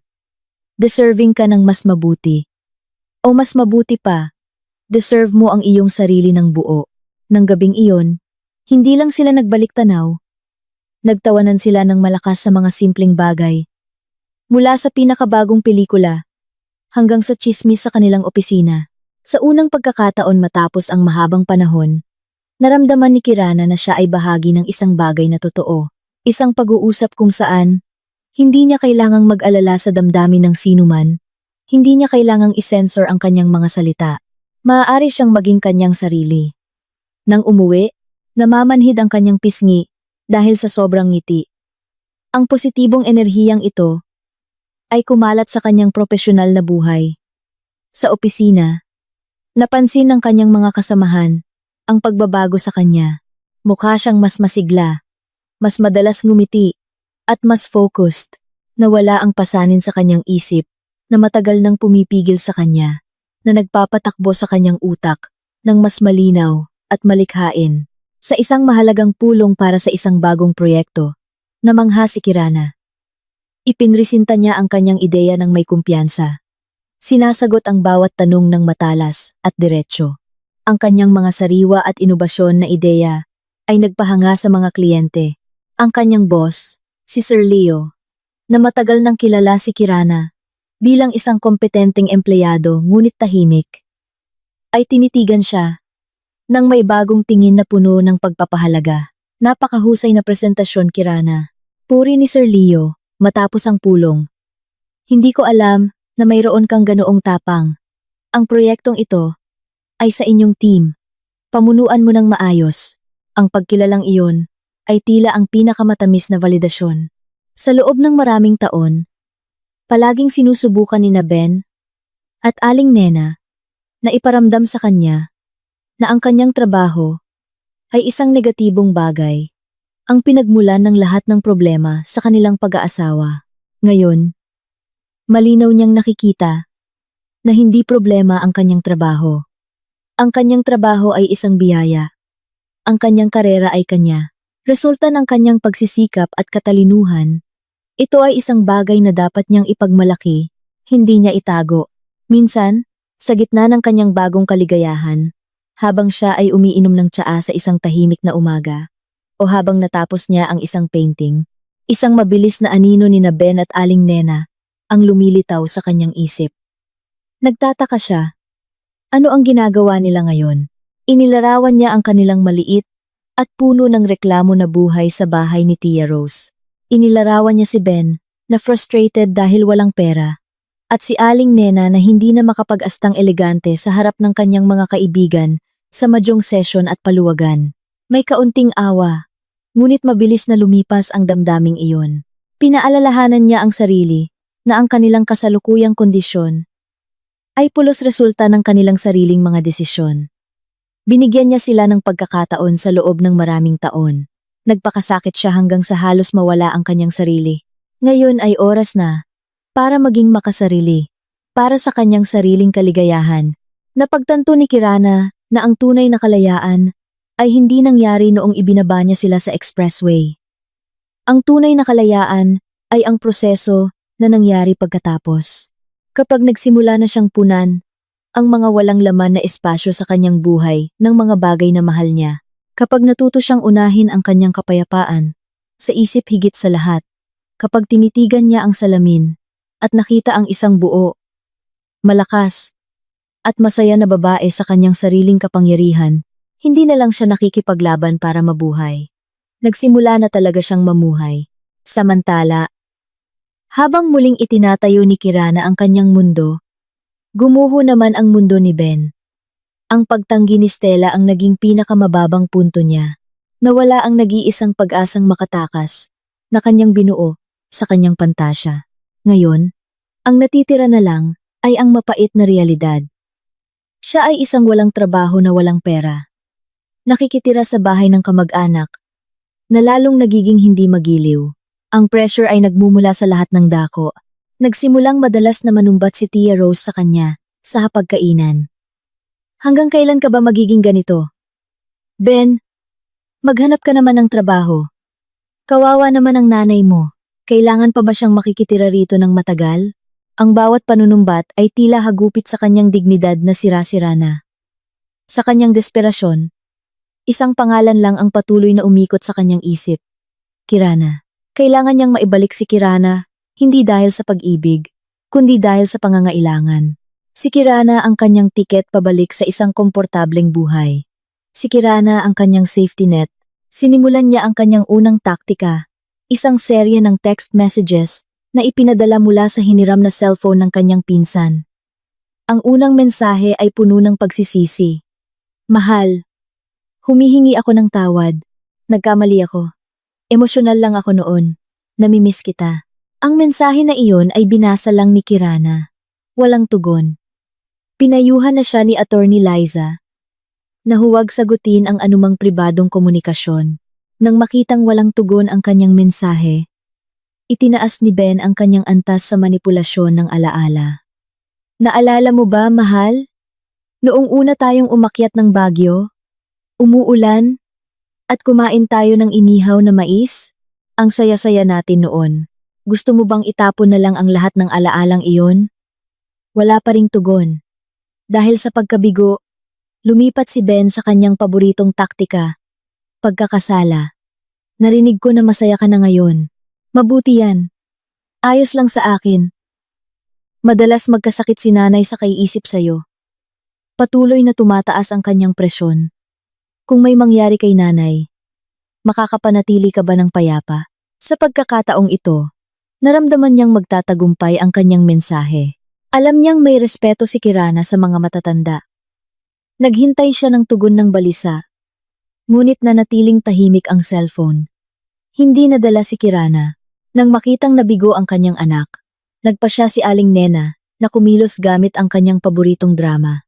Isang hapon, humiga siya sa kama, tinakpan ang kanyang katawan ng makapal na kumot at nagsimulang umungol ng mahina. Nagkunwari siyang may lagnat at nahihirapan huminga. Rose! Rose! Tawag niya sa mahinang boses nang pumasok ang kanyang kapatid sa kwarto. Pakitawagan si Kirana. Gusto lang siyang kausapin ni Ate Nena.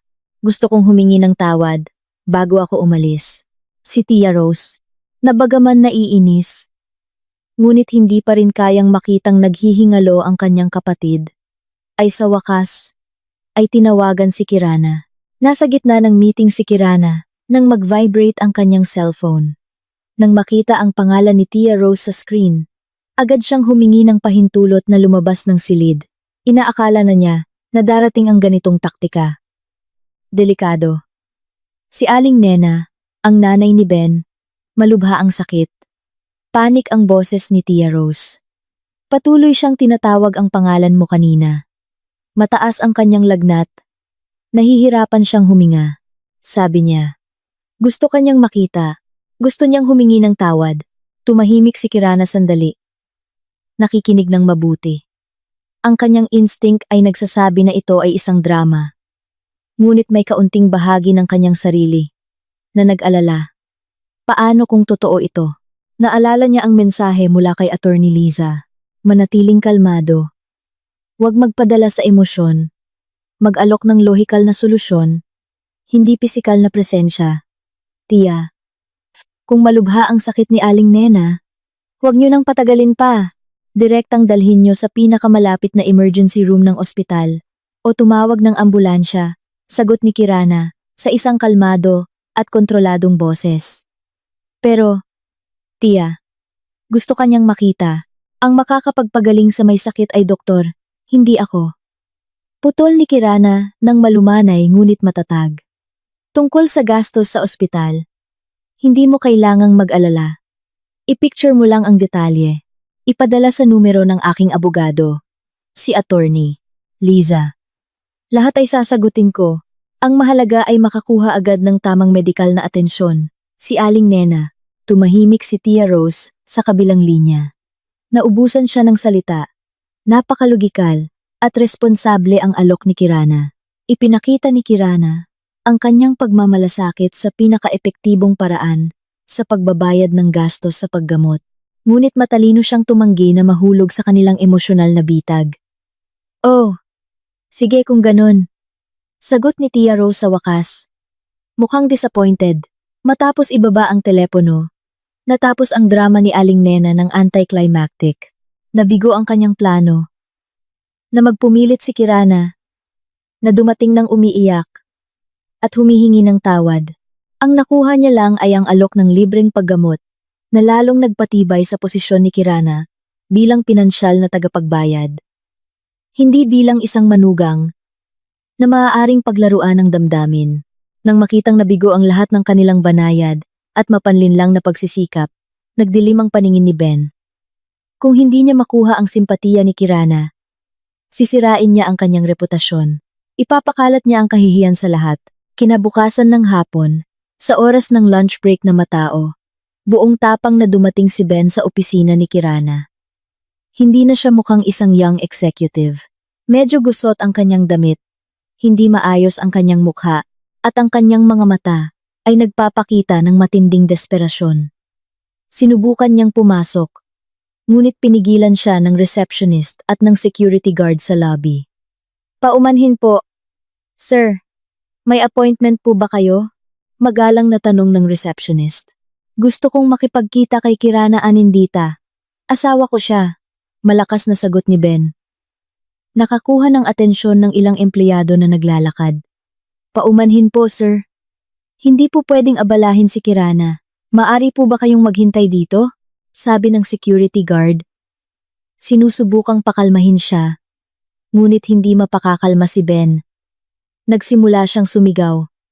Kirana, alam kong nasa loob ka. Lumabas ka. Kailangan nating mag-usap. Huwag kang maging duwag. Ang gulo sa lobby ay nagtulak sa receptionist. Natawagan agad ang opisina ni Kirana. Ma'am, pasensya na po. May asawa niyo po sa ibaba. Nagkakagulo. Bumilis ang tibok ng puso ni Kirana. Sandaling naramdaman niya ang takot at hiya. Nilarawan niya ang kanyang lahat ng kasamahan na nanonood ng kanyang personal na drama. Ngunit pagkatapos ay napalitan ng malamig na galit ang takot na iyon. Paano naglakas loob si Ben na dalhin ang kanilang away sa kanyang teritoryo, sa lugar kung saan niya binuo ang kanyang dignidad.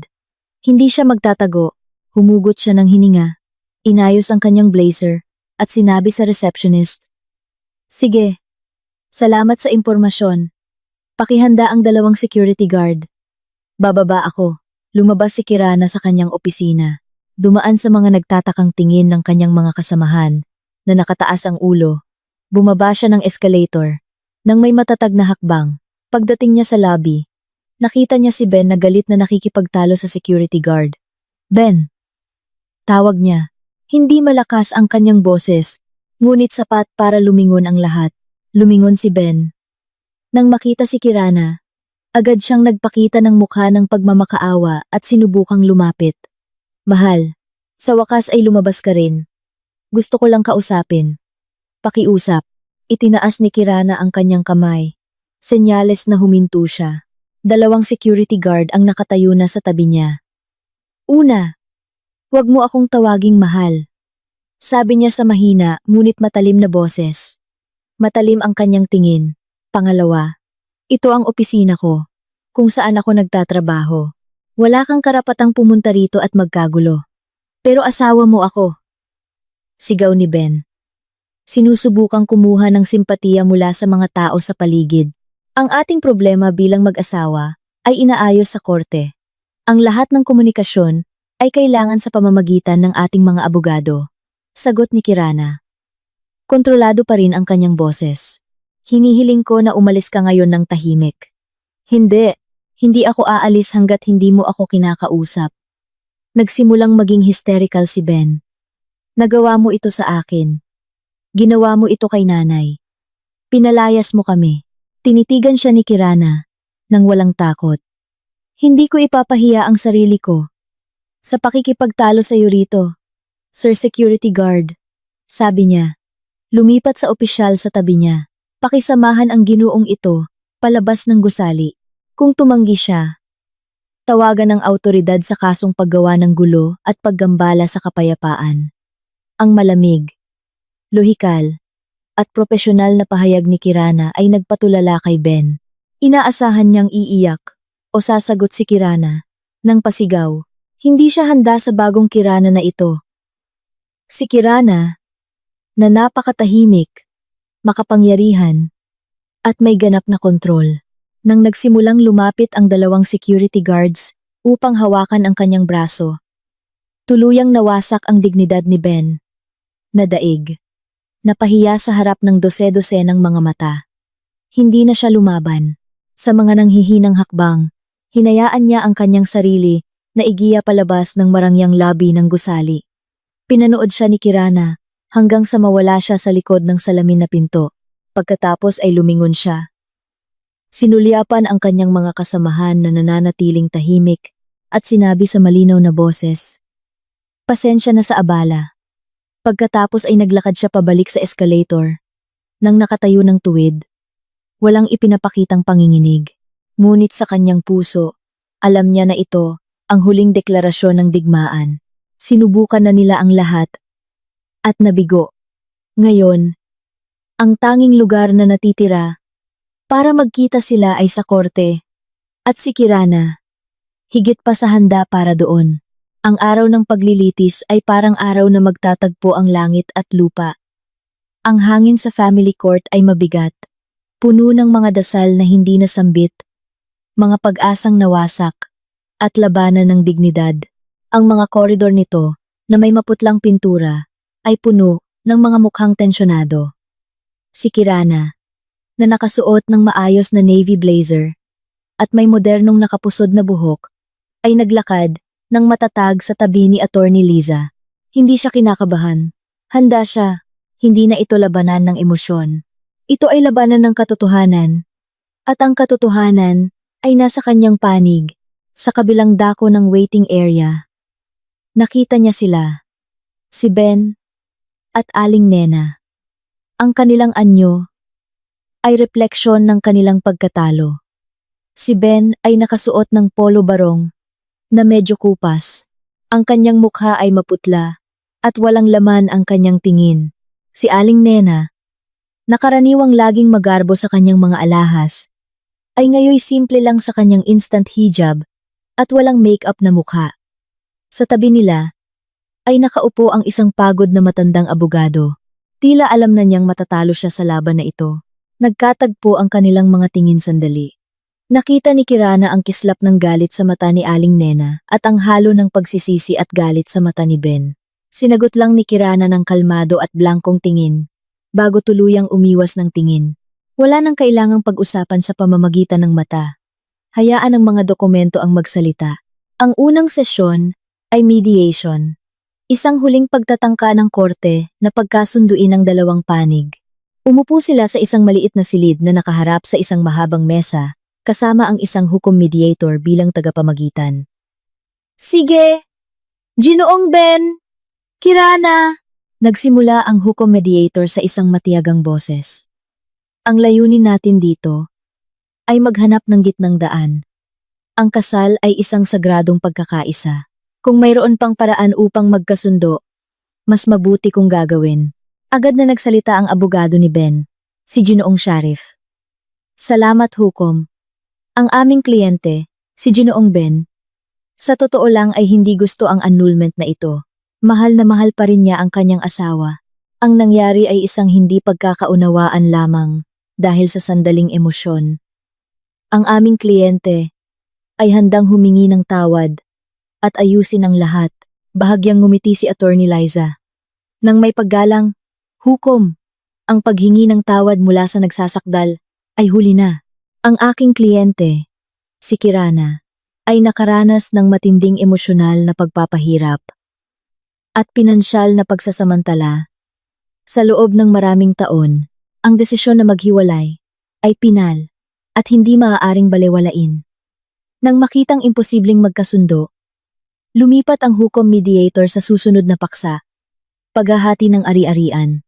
Sige, kung hindi maiiwasan ang annulment, pag-usapan natin ang tungkol sa ari-arian, sabi ng hukom. Inilabas ni Ginoong Sharif, ang abogado ni Ben, ang ilang piraso ng papel. "Hukom, sa loob ng 5 taon ng kasal, ang aming kliyente at ang kanyang asawa ay nakakuha ng ilang ari-arian. Kabilang dito ang isang bahay sa Green Meadows Subdivision, isang SUV, at ilang ipon. Batay sa batas, ang ari-arian na nakuha sa panahon ng kasal ay joint property na dapat hatiin ng pantay, 50-50. Umupo ng medyo tuwid si Ben. Isang kislap ng pag-asa ang lumitaw sa kanyang mukha. Ito ang hinihintay niya. Nagpatuloy si Ginoong Sharif. Bagaman ang aming kliyente ay hindi formal na nagtatrabaho, sa loob ng nakaraang ilang taon, nagbigay siya ng napakahalagang kontribusyon sa sambahayan. Nagbigay siya ng moral na suporta sa kanyang asawa, pinanatili ang kaligtasan at ginhawa ng bahay. Ang mga non-monetary contribution na tulad nito ay dapat ding isaalang-alang ng korte. Sandaling tumahimik ang silid. Halos umungol si Kirana nang marinig ang argumento. Suporta sa moral? Anong klaseng suporta sa moral ang nasa anyo ng mga insulto at katamaran? Pagkatapos ay turn na ni Attorney Liza. Hindi siya gaanong nagsalita. Binuksan lang niya ang isang makapal na folder at nagsimulang ilagay ang mga bundle ng dokumento sa ibabaw ng mesa, isa-isa ng kalmado at sistematikong paraan. Ang bawat bundle ng dokumento ay tila isang bato na inilagay sa dibdib ni Ben. Nang may pahintulot hukom, nagsimula si Attorney Liza. Ang kanyang boses ay malinaw at matalas. Pag-usapan natin batay sa ebidensya, hindi sa mga palagay. Ang unang dokumento ay ipinasa niya sa hukom. Ito ang titulo ng pagmamay-ari ng bahay sa Green Meadows Subdivision. Binili 2 taon bago ang kasal. Isang pangalan lang ang nakasulat, Kirana Anindita. Ang bahay na ito ay ari-arian bago pa man ang kasal at hindi joint property. Nanlaki ang mga mata ni na Ben at Aling Nena. Inilagay ni Attorney Liza ang pangalawang dokumento. Ito ang BPKB at invoice ng pagbili ng SUV. Binili ng cash. 3 taon na ang nakakaraan, gamit ang pondo mula sa taunang bonus ni Kirana. Lahat ng patunay ng transaksyon at daloy ng pondo mula sa personal na account ni Kirana ay nakasaad dito. Ang pangalan ng may-ari sa BPKB, Kirana Anindita. Pinagmasdan ng hukom mediator ang mga dokumento, bahagyang tumango. Susunod. Sabi ni Attorney Liza, habang inilalagay ang pinakamakapal na bundle, ito ang rekapitulasyon ng bank statements ni Kirana at ng joint account sa loob ng 5 taon ng kasal. Dito makikita ng malinaw na ang pagpasok ng pondo sa joint account ay 100% nagmumula sa sweldo ni Kirana. Ang mga gastos ay para sa lahat ng pangangailangan ng sambahayan, hulog, bayarin, insurance, gastos sa pag-aalaga ni Aling Nena, maging ang mga personal na gastos ni Ginoong Ben, mula sa pagbili ng game console hanggang sa gastos sa pagtambay sa kapehan. Huminto sandali si Attorney Liza. Hinayaan ang mga katotohanan na umiral. Pagkatapos ay tinitigan niya si Ginoong Sharif. Ang abogado ni Ginoong Ben ay binanggit kanina ang tungkol sa moral na suporta. Paumanhin, ngunit ang datos na hawak namin ay nagpapakita ng kabaligtaran. Ang meron ay moral na pasanin at pinansyal na pasanin. Ang aking kliyente ay hindi lang nagtatrabaho para sa kanyang sarili, kundi para suportahan din ang pamumuhay ng kanyang asawa at biyenan na malayo sa kanilang kakayahan. Namumutla na ang mukha ni Ben. Yumuko siya, hindi naglakas loob na tumingin sa sinuman. Si Aling Nena sa tabi niya ay kinagat ang kanyang labi. Nakakuyom ang kanyang mga kamay sa kanyang kandungan. Kaya, hukom, pagtatapos ni Attorney Liza sa kanyang argumento. Ang pag-angkin sa paghahati ng joint property ay walang batayan. Ang lahat ng major assets ay pulos pag-aari ng aking kliyente. Narito kami para lang ipormalisa ang annulment at siguruhin na ang aking kliyente ay makapagpapatuloy sa kanyang buhay ng payapa ng walang anumang hindi makatwirang pag-angkin mula sa nagsasakdal. Tinitigan ng hukom mediator si Ben at ang kanyang abogado.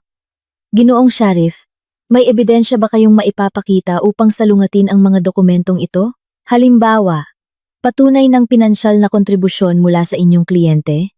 Nagmamadaling sumagot si Ginoong Sharif. Sinulyapan niya si Ben na humihinga lang ng mahina. Wala silang anuman. Dumating sila na may palagay at walang saysay na pag-asa. Wala po, hukom. Mahina ang boses ni Ginoong Sharif. Humugot ng hininga ang hukom mediator. Sige, ibig sabihin, nabigo ang mediation. Gayunpaman, batay sa mga ebidensyang ipinakita ng nasasakdal, iminumungkahi ko na isaalang-alang ng nagsasakdal ang kanyang mga kahilingan. Dahil kung ipagpapatuloy ito sa paglilitis, malamang na hindi magbabago ang resulta. Iyon ay isang matinding pagkatalo na binigkas sa magalang na legal na wika. Mabilis na nagpatuloy ang proseso pagkatapos. Si Ben, na nawalan na ng lahat ng lakas upang lumaban, ay sa wakas ay pumayag sa mga kondisyon na inilatag ni Kirana. Wala siyang makukuha ni isang sentimo mula sa mga ari-arian. May karapatan lang siya sa pagbabalik ng kanyang mga personal na gamit na naiwan sa bahay. Sa halip, si Kirana, sa pamamagitan ni Attorney Liza, ay handang magbigay ng halaga ng maliit na financial settlement at spousal support ayon sa batas. Isang napakaliit na halaga, hindi sapat para bayaran ang upa ng isang taon. Nang marinig ang huling pagtapik ng martilyo ilang linggo ang nakalipas na nagpormalisa sa kanilang annulment, hindi naramdaman ni Kirana ang saya ng tagumpay. Ang naramdaman niya lang ay isang malalim na kaluwagan, isang kabanata sa kanyang buhay, ang opisyal na isinara. Naglakad siya palabas ng gusali ng korte, iniwan si Ben, at aling Nena na nakaupo pa rin nang nanghihina sa bench ng hintayan. Nang huminga siya ng mainit na hangin sa labas, naramdaman niyang mas maluwag siyang makahinga. Nakita niya si Attorney Liza sa tabi niya, at ngumiti ng taos puso. Maraming salamat po, ma'am. Walang anuman, Kirana. Karapat dapat kayo rito. Sagot ni Attorney Liza habang mahigpit na nakikipagkamay. Naglakad si Kirana patungo sa kanyang sasakyan. Hindi na siya lumingon. Tapos na ang nakaraan. Sa harap niya ay isang maliwanag na kalsada at isang kinabukasan. Naganap na kanya. Napatunayan ng korte ang katotohanan na matagal na niyang alam. Wala siyang nawala, inalis lang niya ang pasanin. Lumipas ang isang taon. Ang oras ay tila tubig na dahan-dahang umaagos. Naghuhugas ng mga latak ng sakit at pait, nagiiwan ng kalinawan at kapayapaan.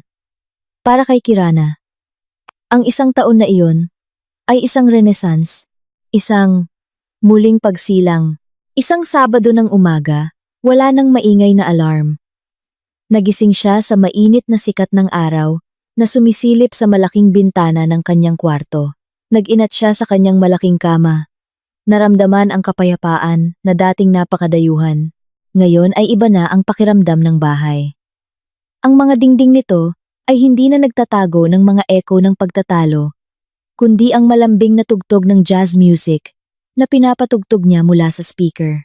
Sa bawat sulok ay may bakas ng kanyang bagong buhay. Sa sala, maayos na nakalagay ang kanyang mga abstract at makulay na painting. Puno na ang bookshelf malapit sa bintana. Sa balkonahe, ang mga halaman na siya mismo ang nag-aalaga ay lumalaki ng malusog at lunti. Ang bahay ay ngayon ay humihinga kasama niya. Matapos magtimpla ng isang tasa ng kanyang paboritong itim na kape, dinala niya ang kanyang laptop sa mesa ng hapagkainan na nakaharap sa likod bahay.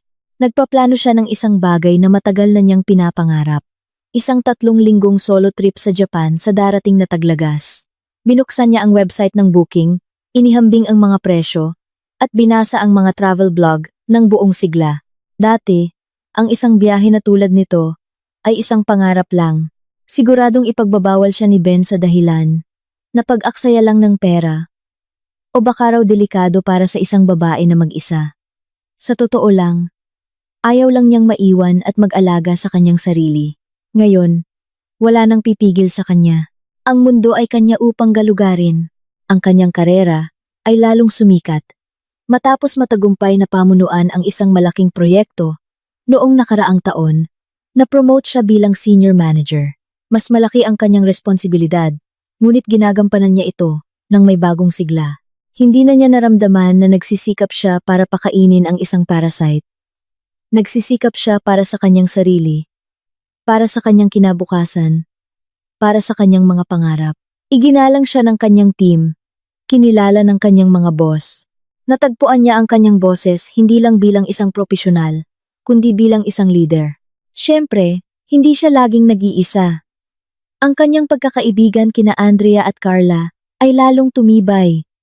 Ang kanyang kapatid na si Aliyah ay naging kasama niya sa pagbabahagi ng mga kwento. Sila ang kanyang tapat na support system. Minsan, May ilang male colleagues o lumang kaibigan na sumusubok lumapit sa kanya. Tinugon niya sila ng magiliw, ngunit hindi nagmamadali. Ang kanyang puso ay nasa proseso pa rin ng kumpletong pagpapagaling. Hindi siya na trauma, naging mas matalino lang siya. Alam niyang ang kanyang kaligayahan ay hindi nakasalalay sa presensya ng isang lalaki. Kung balang araw ay may dumating, ang lalaking iyon ay dapat na maging komplimento, hindi pasanin. Hindi na siya naghahanap ng isang taong ililigtas. Naghahanap siya ng isang kapareho. Isang hapon sa araw ng trabaho, habang papauwi na siya, huminto ang kanyang sasakyan sa isang intersection na may traffic light, sa gitna ng mataong kalye ng Maynila. Hindi sinasadya, nakita niya ang isang tanawin sa kabilang kalsada, sa isang mataong bus stop, sa gitna ng maraming naghihintay na tao. Nakatayo ang dalawang figura, na kilalang kilala niya. Si Aling Nena at si Ben. Tila bumagal ang oras para kay Kirana. Malinaw niya silang nakita. Mukhang mas matanda si Aling Nena kaysa sa kanyang edad. Simple ang kanyang damit. Ang kanyang mukha ay mukhang pagod at puno ng pagkadismaya. Nagrereklamo siya. Nakaturo ang kanyang kamay sa kalsada. Sa tabi niya, nakatayo si Ben, na nakayuko ang balikat. Hindi na siya nakasuot ng branded na kamiseta. Nakasuot siya ng uniforme ng isang retail store na kulay asul. Medyo kupas. Ang kanyang buhok ay hindi na maayos, at ang kanyang dating gwapong mukha ay ngayoy mukhang kusa at walang sigla.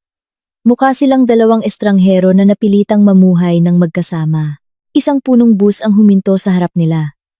Nagtulakan silang dalawa, kasama ang iba pang pasahero. Nakita ni Kirana na halos matumba si Ben habang sinusubukang makapasok. Ang tanawin na iyon, ang tanawin ng kanyang dating asawa at biyenan na nagpupumilit na sumakay lang ng pampublikong sasakyan, ay hindi nagbigay ng pakiramdam ng tagumpay sa puso ni Kirana. Walang galit, walang poot, ang naramdaman niya lang ay kawalan. Napakalayo na nila, tulad ng mga tauhan, mula sa isang pelikula na matagal na niyang napanood at nakalimutan. May kaunting awa, ngunit mabilis na nawala ang damdaming iyon. Napalitan ng isang malalim na pasasalamat sa kanyang buhay ngayon. Ang kanilang kapalaran ay hindi na niya responsibilidad. Ito ay pulos bunga ng mga pagpipilian na sila mismo ang gumawa. Nagbago ang traffic light at naging berde. Bumusina ang sasakyan sa likod niya. Nagising si Kirana mula sa kanyang pagmumuni-muni.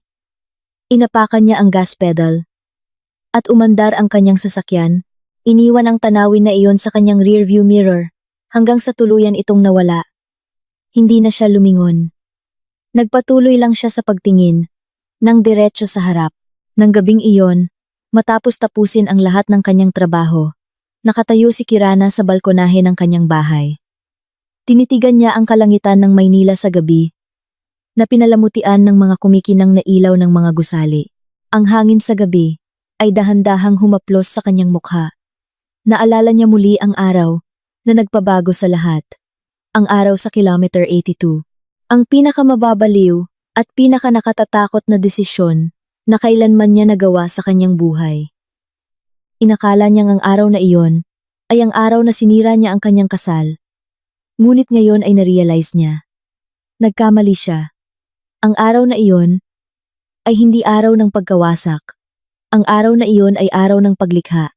Nang iparada niya ang kanyang sasakyan sa gilid ng expressway at sinabing, "Bumaba kayo."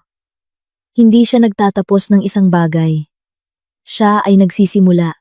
Nagsisimula siya ng proseso upang muling itayo ang kanyang buhay mula sa mga guho. Nagsisimula siya ng paglalakbay upang muling matuklasan kung sino talaga siya. Pinahalagahan niya ang kanyang sarili. Sa kanyang nanginginig, ngunit determinado na mga kamay. Ngumiti siya, isang ngiti na taos puso, payapa, at puno ng tagumpay. Hindi na siya naging kanlungan para sa mga taong gusto lang sumilong, nang hindi kailanman gustong magtayo. Dahil ngayon, naging tahanan na siya. Isang matibay at magandang tahanan para sa kanyang sarili, at sa loob ng tahanan na iyon, natagpuan niya ang tunay na kaligayahan.